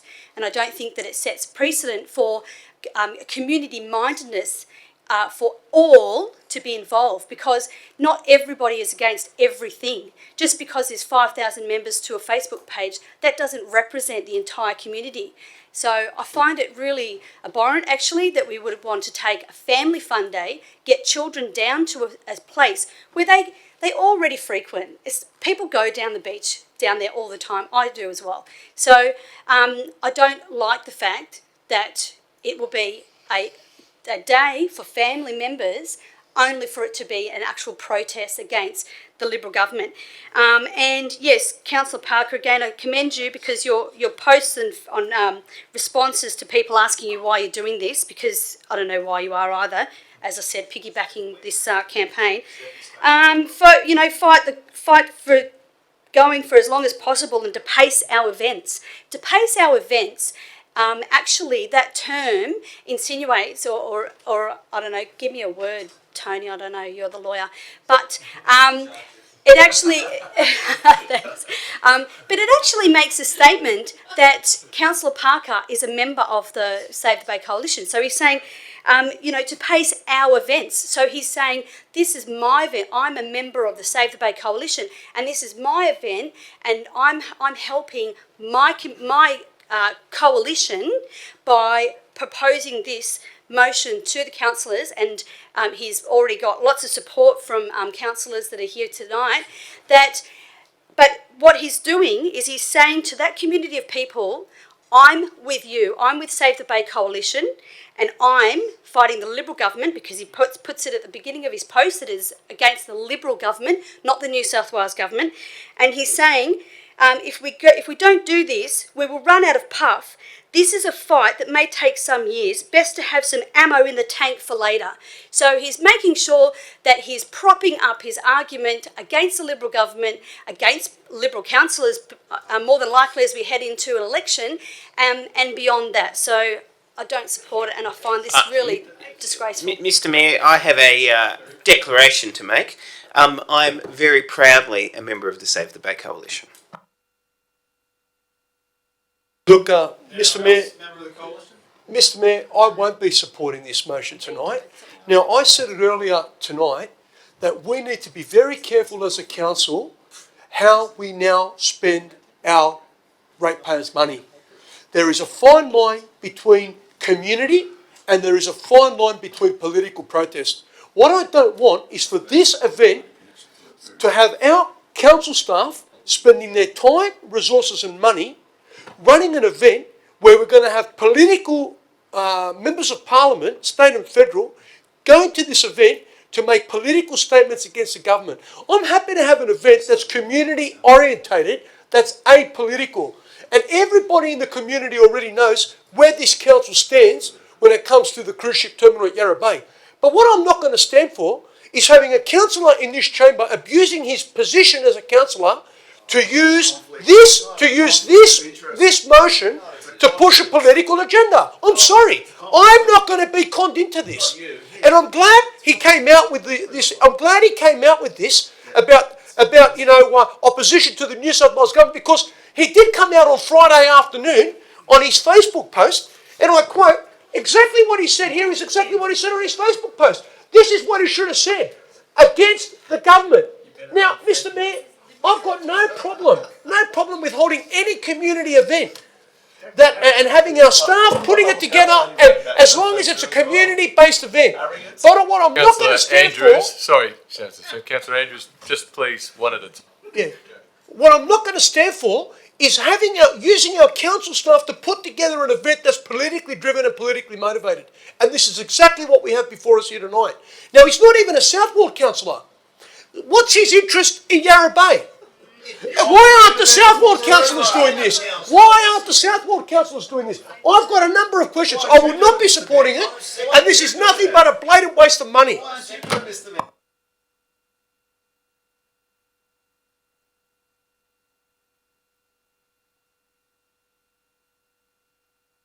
No? I wanted to suggest to my colleague, Councillor Parker, who's busy at the moment. Sorry, Councillor Parker, I do need your have your attention with this. I think from everybody's point of view, it would be preferable to go back to your original motion because, oh, were you? Yeah, because I think if you were to do that, then it allows us wriggle room. Well, I'm asking him, Councillor Andrews, because it allows us wriggle room, but it also allows the council to have a slightly distant approach in terms of the politics of it, in terms of, you know, Liberal, Nationals, whatever. But the point is, what we're really on about is Yarra Bay 100%. and what it stands for and what it means to our community. So I think it would be, I personally think it would be preferable to... That's an amendment. I'm happy to second that. Okay, well, I'll move that. No, as actually, an I think amendment, but you might you're be happy to presenting it to Councillor go Parker back to withdraw it. Yes? the original motion. If not, I'm foreshadowing that. What I might suggest is that I do not support that particular amendment, but I would support, in the event that it carried, the motion as originally proposed. But I do not support that amendment as proposed, and will require a vote on that amendment. But obviously, I would encourage the council to pass either resolution, but I do not support the amendment as proposed by Councillor Nielsen, and will be calling a division on that regard. So, Yep. Councillor Nielsen, so can I just clarify the wording of the amendment, please? Yes. Back to the original. Yes. Okay. And Councillor Roberts, you're seconding the Yeah, amendment. I'll second that motion. I'll second the amendment. It's an excellent amendment. It talks about the community that Yarra Bay is. We all love Yarra Bay, and if we're going to put on an event, then it's all about celebrating Yarra Bay and how amazing it is. It's an amazing little bay. It's safe for the kids. I go down there as well with the kids, and this is an opportunity for us all to come together and support Yarra Bay, celebrate a sense of community that this council is, and I'll be proud to be the seconder of this motion. If the amendment became the motion. Councillor Veitch. Thank you. Look, I won't support the amendment. I'm actually in favour of the original motion as amended by Councillor Parker. Look, it's a really bolshy group down there. Every single person here, every single councillor here has shown our support on many occasions for supporting Yarra Bay and actually stating our opposition to the cruise ship terminal. The group down there, there's a core group of people, but they post meetings up on Facebook. I've been to one of them to show my support as a councillor and deputy mayor, but in fact anyone here is able to go down as a member of council who has voted in support of saving the bay, to go to those meetings, that they have them frequently and they have different protests and so on, and that they're advertised on their Facebook book, and I've gone down there as a member, as a resident, and as someone on council who supports what they're doing. The fact is that this is coming down the line whether we like it or not. Unfortunately for our Liberal colleagues, it's an inconvenient truth that the state government happens to be run by the Liberal Party, and they're the people who are putting it forward. We can't get away from that fact. However, the fact is that I think all of us... Having a family fun day. Okay, sorry, I thought it was about May I, if it's okay if I finish... The fact is that I think all of us would be horrified, whatever our political persuasion, if we got to a point where this was approved and was starting to be rolled out. We can't stop the fight. I think it's very easy to combine a family fun day, like the protest that's being proposed for the flotilla. And I'll add briefly that it's great that we managed to get the support because we need the lifesavers there. Otherwise, there could be all sorts of trouble. We need council to have the lifesavers there. So that is going to be a flotilla and like a sign made with beach towels. Like it's not a big protest sign and so on. And I suspect they will find an appropriate way to show their opposition in a way that will be able to involve all members of the community and the council.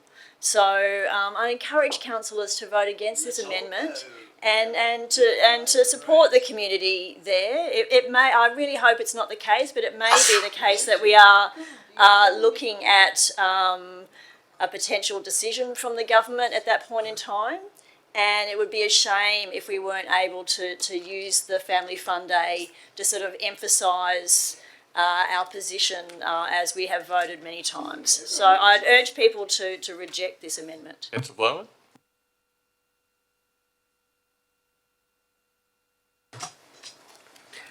Well, I actually think the amendment in the original motion is the way to go. There's an old Irish saying that if you're not strong, you have to be smart, and that I think the reality is that it seems like there's an element of fait accompli about the proposed terminal. So we as a group who are united across all parties and whatever political stripe, whatever you want to call it, against this proposal, need to put something forward that is inclusive, and I think with Councillor Nielsen's suggestion that it is a far more inclusive event. I'm aware, of course, as no doubt most of you are, that Coogee Beach has a family fun day, and that's what it is. It's fun, it's inclusive, you get lots of people there. I mean, fun and protest. Well, we've lost plenty of Coogee Beach, Councillor. My point is, if you want to reflect what's happening at the council, and then you want to reflect the community's sentiment, you have something that is inclusive. That because I have a feeling that if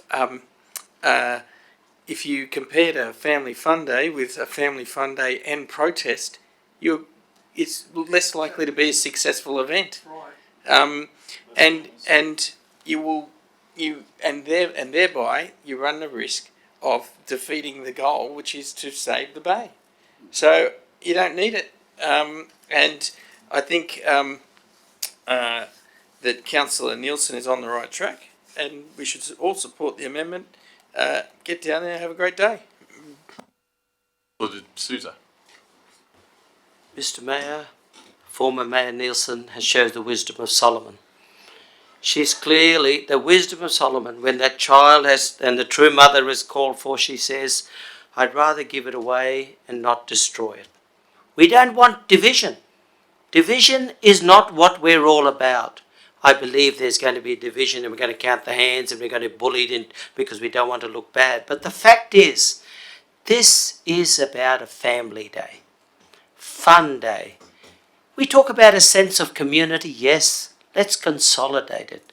But let's not, there are times to sit and there are times to fight and there are times to enjoy. There are many, this platform, this family fun day should be just that, a family fun day. Where if people want to wear their Stop Yarra Bay t-shirts, that's their right. But to get people up on stage and etc. to let them do it. If they want to sponsor the event, that's their choice. It's their political rally. But in doing so, this is our function. This is our community's function. This is the wisdom of a former mayor who politically has to make a decision. But she's shown others the way. And of course, Councillor Bowen knows I'm one of his biggest fans. I love speaking after him because I know that he is the compass. He guides us, our moral compass, like Councillor De Rocha. So let's continue to do the right thing. Let's leave it as a family day. I'll be supporting this amendment. Okay, I have problem with the wording to include the second part, which is opposition to the New South Wales government. No, that's gone. That's gone. So, okay, well, this. Yeah, without that. Sorry. Yeah, so I'm in favour of that. Yeah. Yes, I'm in favour of that because the previous one is a problem for me because on one hand you're telling a family to come and have fun without letting them know that this is actually incorporating a protest movement as well. You know, it's part of that. So, yeah, you know, I think we should separate them. So I'm in favour of Councillor Nielsen's amendment. Councillor Nielsen, would you like to speak on the amendment, just to close it off? No. Just put it. So, councillors, I will put it. All those in favour of the amendment? Of the amendment. Can we call for a division? I'll call for a division. Just Please rise. Oh, sorry, I was going to say them. So this is in favour of the amendment. Councillor Hamilton, Councillor Shuri, Councillor Nielsen, Councillor Stavrinos, Councillor Luxford, Councillor Singh, Councillor Bowen, Councillor Roberts, and Councillor D'Souza, and the Mayor. Councillor Hamilton, I mentioned, did I say Hamilton? Oh, sorry, did I say? There's a tick there, isn't there? All those in favour, all those against, please raise your right hand. Councillor Veach, Councillor Parker, Councillor Andrews, Councillor Matson, Councillor De Rocha. I declare that carried. The amendment carried. So the next one, NM8/20, notice of motion from Councillor Stavrinos, investigation and improved lighting across the Randwick. Sorry? When the amendment is passed, you then have to put the final motion. Then you put the final motion. Oh, sorry. Thank you, Councillor. So now I'll put the amendment as the motion. It's a very emotional day. All those in favour of the new motion? Aye. All those against? I declare that carried. NM8/20. Notice of motion, Councillor Vinos, investigation and approved lighting access across the Randwick. Look, by Councillor Andrews. Mr Mayor, as you're aware, just over a year ago, this council adopted a smart city strategy. And I happened to be watching a documentary about the city of Berlin. And what they did in Berlin, they looked at the way lighting affects ecosystems and the way lighting affects the way people are in the city, their sleeping patterns and a number of things. Now, what they did, they started adopting intelligent lighting. So through their smart city strategy, they were able to adopt lights that dim at night, and when people walk past, they light up. Now, as a council, we could walk past any number of our buildings tonight, and I can tell you they're lit up like Christmas trees. As a leader in environmental initiatives and a leader in the community, we should be looking to conduct an audit of the way in which we use our lighting. I believe that it's well and truly overdue. We can walk into our main buildings now. Why are the lights all on? Other people, I know in our house, or my mother's house, my parents' house, my house, I don't leave my lights on. I turn them off as soon as I walk out of the room. We need to start looking at ways in which we can utilise and cut down on our carbon footprint. And the way to do it is to start adopting intelligent lighting. Dimmers, sensors, LED lighting. This is very important. Now, we recently adopted a brilliant nighttime strategy devised by Councillor Parker. And I think if we're going to encourage people to be walking publicly throughout our city, they need to be confident that they're going to be safe. And when you've got good lighting around you, you feel safe. Now, there are sections of our city too that are lacking in lighting. I can tell you there's a large section along Bunnerong Road, and I know that comes under state jurisdiction and we're talking about lights there, but it's not safe. I walk that section of road at least 5 times a week with my wife. We do a long walk. And for about 600 metres, the area there is very dark, very dimly lit. And I can tell you, my wife said to me, Harry, this doesn't seem like, it doesn't feel safe here. Now, there are sections of our city, I don't know where they all are, but there are sections where we can look at improving our lighting so that people can feel safe. And with our smart city strategies, we're going to be able to measure the efficiency of our lighting. It allows us to do that. That's what smart city lighting allows you to do. And I couldn't believe the effect that this smart city strategy had in Berlin. They reckon that people actually, they had better health as a result of sleeping better because the lights weren't coming through their windows at night. They weren't disturbing them. They reckon that it detects movement, so when people walk past, the light automatically comes on. I think this is something we really need to look at. And our electricity bill is not exactly something that we can boast about. We pay millions of dollars a year in electricity. So I think, and even with our solar panels, all right, we're going off the grid with a lot of it, but we can look at doing things just that little bit better. And I think by adopting a policy, having the smart city strategy that we have, looking at our lighting is one way to go forward. I'd urge you to support my motion. I know it's costly, but in the long run, it's something that can save the council millions of dollars. Thank you. Councillor Andrews, seconder.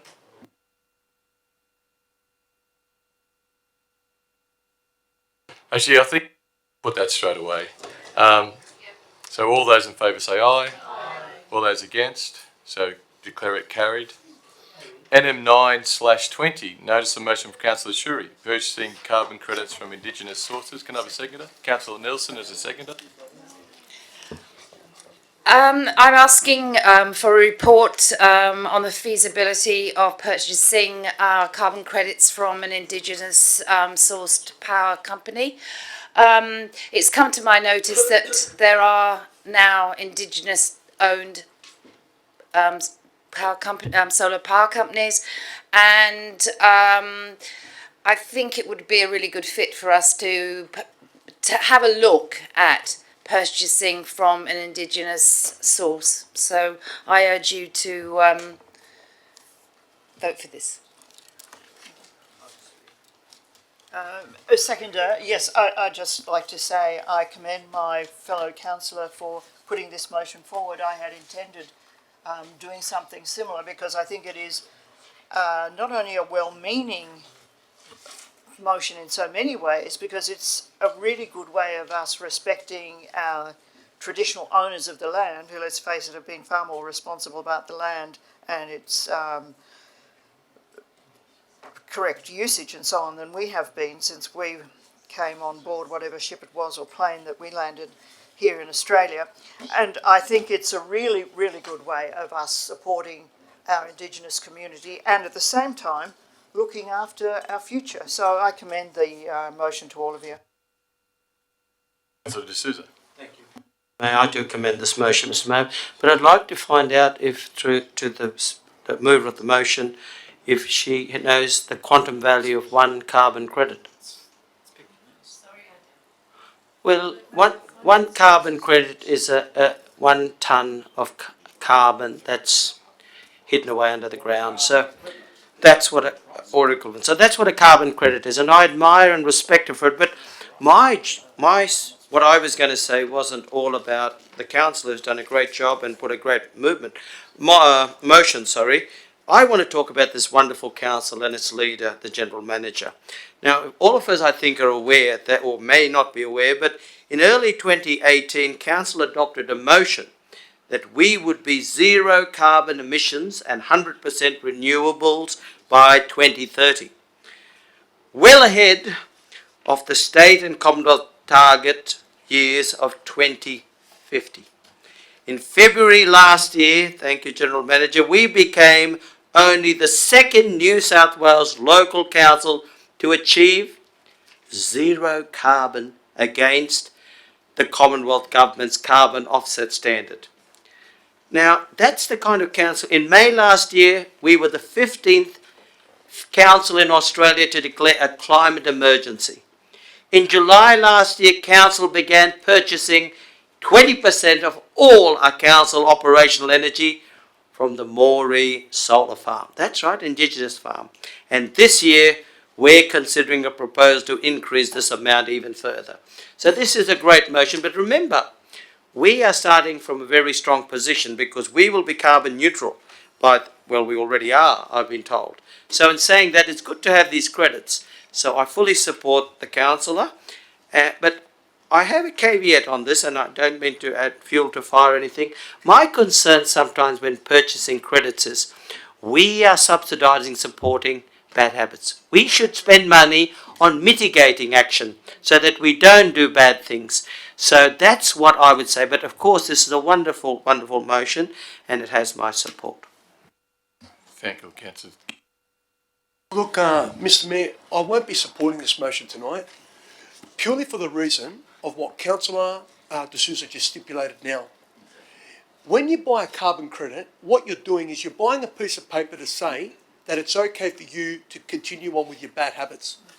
As a councillor who likes environmental initiatives, I don't believe that there's any value in buying carbon credits. Our money could be spent on anything under those environment, water harvesting, doing something to preserve our energy, to preserve our lighting. I don't agree with spending money on carbon credits. For me, physically, there is no value in purchasing these credits to this council.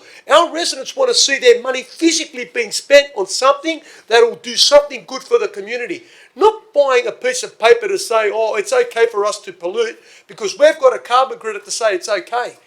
Again, it condones our bad habits, and I'm sorry, I'm not going to bow down to you, Councillor Matson. I don't agree. I'm happy for this council to spend money on solar panels, water harvesting, doing whatever they need to do the right thing by the environment. Tree planting, yes. But when it comes to carbon credits, this is something that it doesn't feel right with me. And I believe a number of our residents wouldn't be happy to know that we're spending money on these types of things. We should be spending our money on proper initiatives, not carbon credits. Anyway. Matson, I know you're Sorry, the councillor's got it completely back. Can I just remind Councillor Stavrinos and the rest of the council that it was passed by this council that... But it was passed by this council and... Councillor Matson, please. Look, Councillor Stavrinos has got it completely back to front. It does not promote the continuation of bad habits. Buying a carbon credit actually promotes the production of a good habit. For example, an Indigenous community living in a particular area of the state can start a program of reforestation. That is a positive contribution. It is not intended that that Indigenous community could go out and somehow be encouraged to clear more foliage or... It is to promote positive initiatives that have not yet already been done. For example, an Indigenous community could put together a solar farm. That is not continuing a bad habit. Our purchase of that carbon credit would give that community the funds to be able to bring about that new solar farm. It is not to reward people for bad habits. That would completely be contrary to the whole idea of carbon credits. And look, a lot of politicians are saying that we can achieve net zero emissions by such and such dates, but you have to incorporate into it carbon credits, because then that offsets, and that's another term, that's offset. That's a key term. We will be paying an Indigenous community or an Indigenous entity to do something positive, not to continue. That is, you really need to suggest, Mr. Mayor, to Councillor Stavrinos, that he's really got to start Googling carbon credits, because he's got to complete up and down. Roberts, still wish to speak?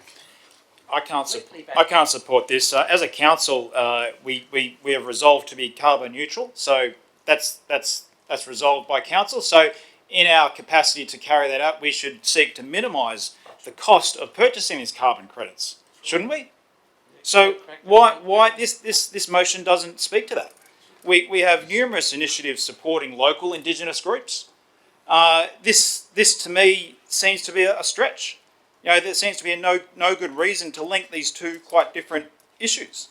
So, and frankly, it's potentially picking winners. So as a responsible council, I'm not going to support this. I think we should minimise the cost to council and our ratepayers what we pay on carbon credits, and continue to support our local Indigenous community that we're very proud of. Councillor Beach, you're speaking for, aren't you? And I think I'll make you the last speaker. Thank you, Mr. Mayor. Look, obviously I commend this motion. I'll note, as Councillor Shuri and Matson pointed out, that we've already resolved to purchase the credits. It's an interim measure. Clearly, you know, I think most of us would be in agreement that we want to actually be cutting our own emissions by within council without having to buy credits. But in the meantime, until we get there, this is what we're doing. I was able to attend a climate emergency summit the other week. Sorry, Councillor Beach. Councillors on this side of the room, please, can we listen? I just want to point out, I went to a conference recently, the Climate Emergency Summit. There are politicians there from, independents, Labor, Liberal, Greens. There are many eminent business people and scientists. There were people from across the community. It was incredibly well attended. There were a number of key messages. One was truth-telling. Council has declared a climate emergency. We are in a climate crisis. We have seen the effects of 1 degree on our environment. So anything we do to delay addressing our emissions will cost us further down the line. It's a lot cheaper to stop polluting the atmosphere now than it will be to try and draw down in the future. And that was one of the messages from these scientists and from these business people, was that the net zero emissions should just be a milestone. They'd gone beyond that. They were talking about drawdown. That's where they're at now. So they're saying everything that we're putting out will have to be drawn back down eventually, and that is going to be so much more expensive. So I commend the motion and previous initiatives on council that have led us to this point, and I commend the motion. Councillor Shuri, can you close the debate, please? I think I've said all I need to say. So, councillors, I'll put it. All those in favour of the motion, please say aye. Aye. All those against? No. Actually, might have to ask for a division. Sorry, I can't pick it. So, all those in favour, please raise your right hand. Councillor Shuri, Councillor Nielsen, Councillor Veach, Councillor Luxford, is that up? Luxford, Councillor Parker, Councillor Bowen, Councillor Matson, and the Mayor.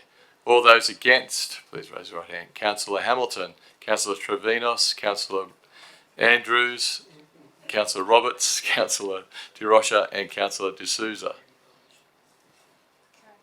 I declare that carried.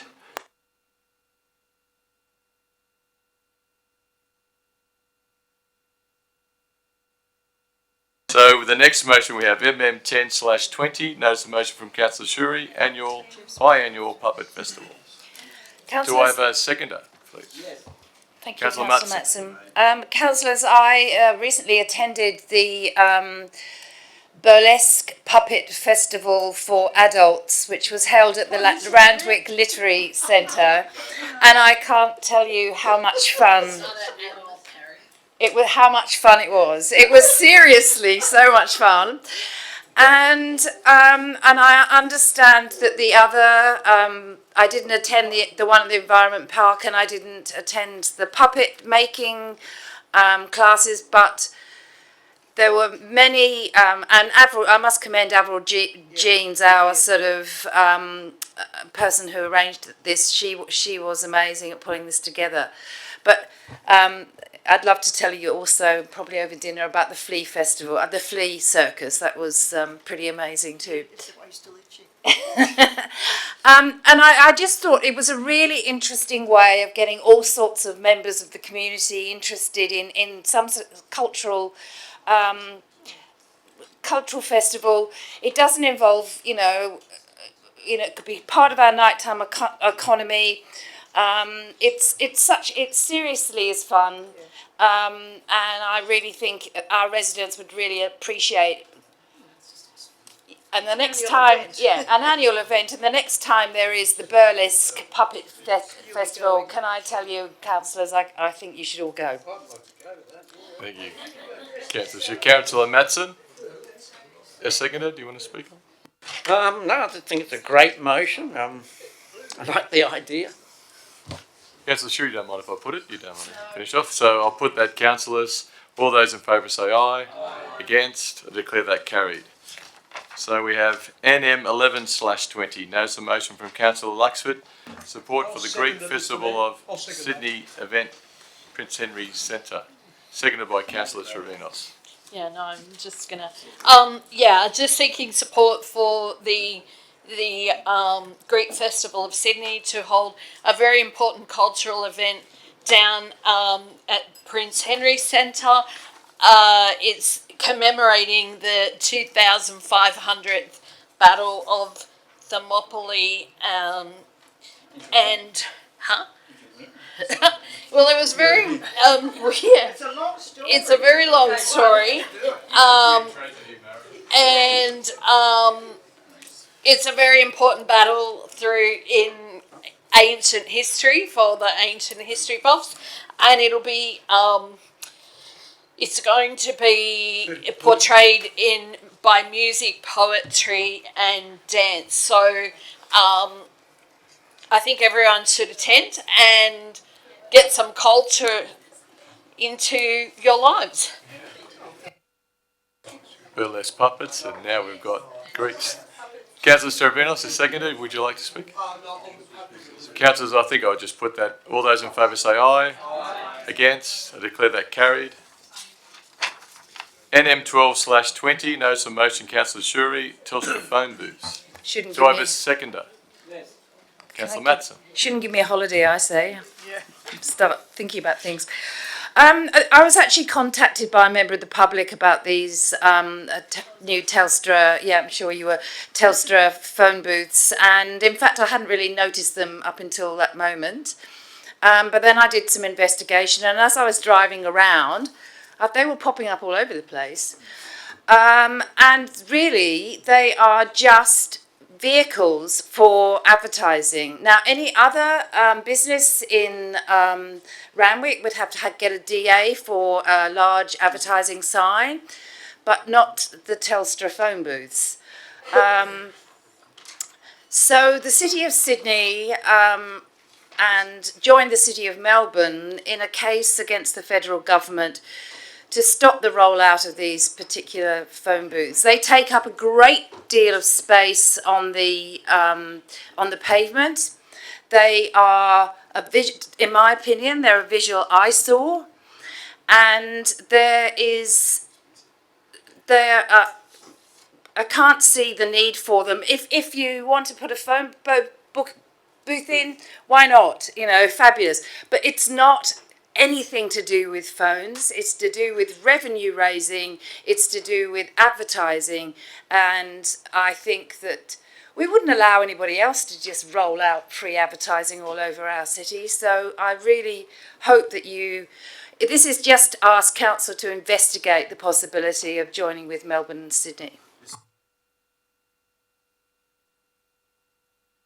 Look, if we're talking about making our city more aesthetic with a lot of urban planning, then we also need to look at the usages made of it by essentially private companies, is the way I look at it. Why are they getting away with this? No, let's go with it. Question to the relevant council officer. My understanding is that Telstra actually lodged development applications with council in relation to these new phone booths. Is that correct? Thank you, Mr. Mayor. Yes, it is correct. The Telstra, the phone booth structure is exempt, and development on the basis that it's a low-impact telecommunications facility. And under the requirements of that Telecommunications Act, any third-party signage does require development consent under the state legislation. So council in the development applications only granted consent to the actual advertising part of the structure.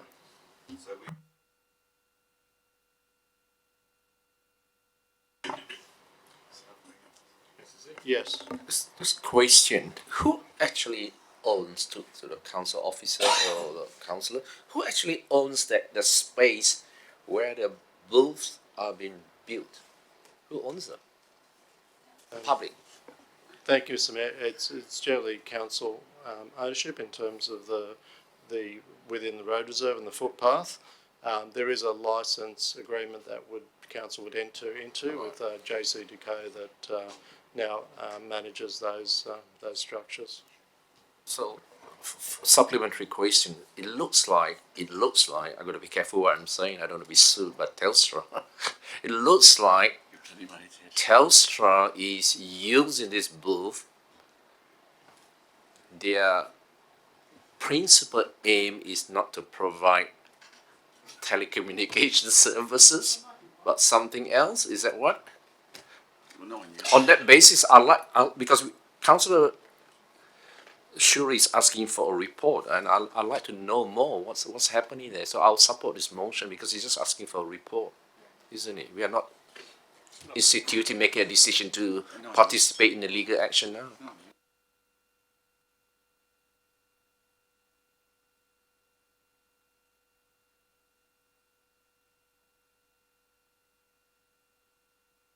I just have a question to you, Mr. Mayor, to the relevant officer.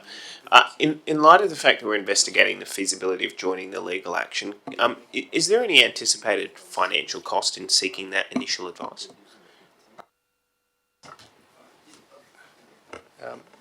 Thank you, Mr. Mayor.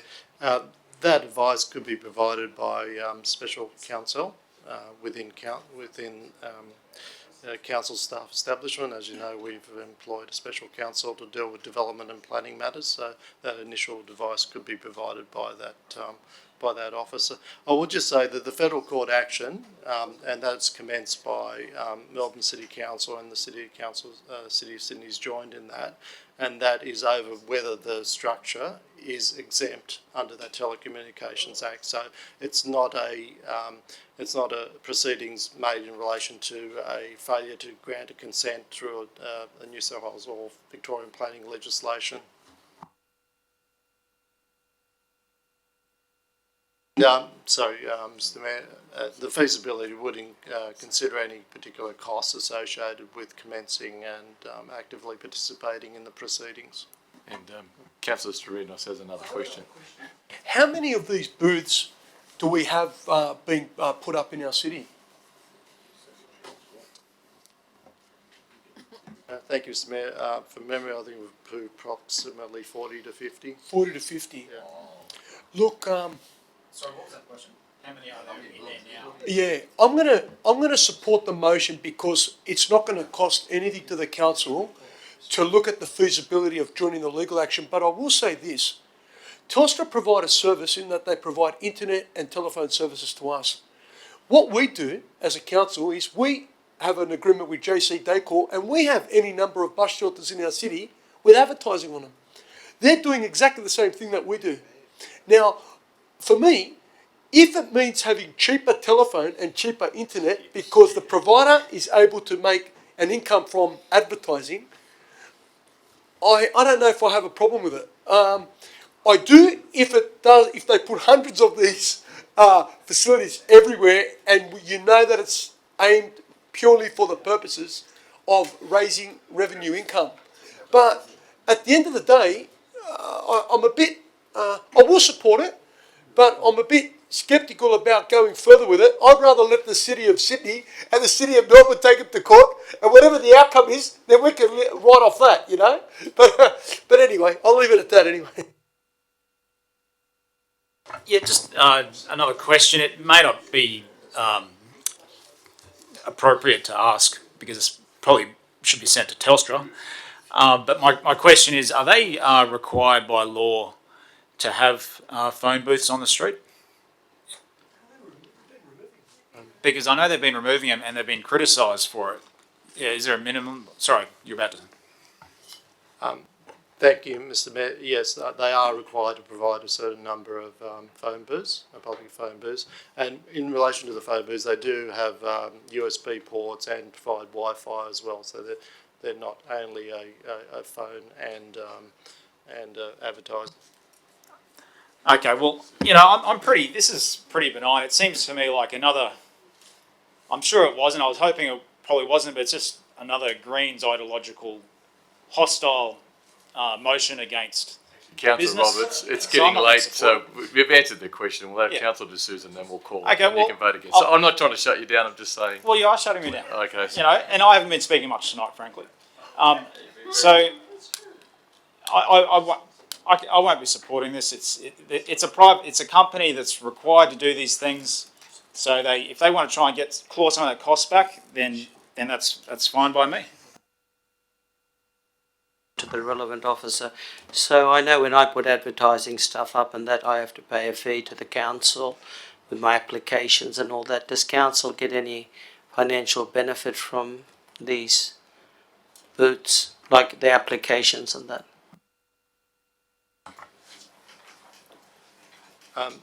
Yes, thank you, Mr Mayor. Yes, there would be a fee paid to council for the use of that space. So, Is it an appreciable amount or is it just money? Like, Thank you, Mr Mayor. It's anticipated to be a 15-year agreement. That figure hasn't been decided at the moment, but certainly JC to go and the other structures are provided to it's not an insubstantial amount. Councillor Shuri, do you mind if I just put it? No, do you want to finish? Okay. So, councillors, I'll put that. All those in favour of NM 12/20, please say aye. Those against? I declare that carried.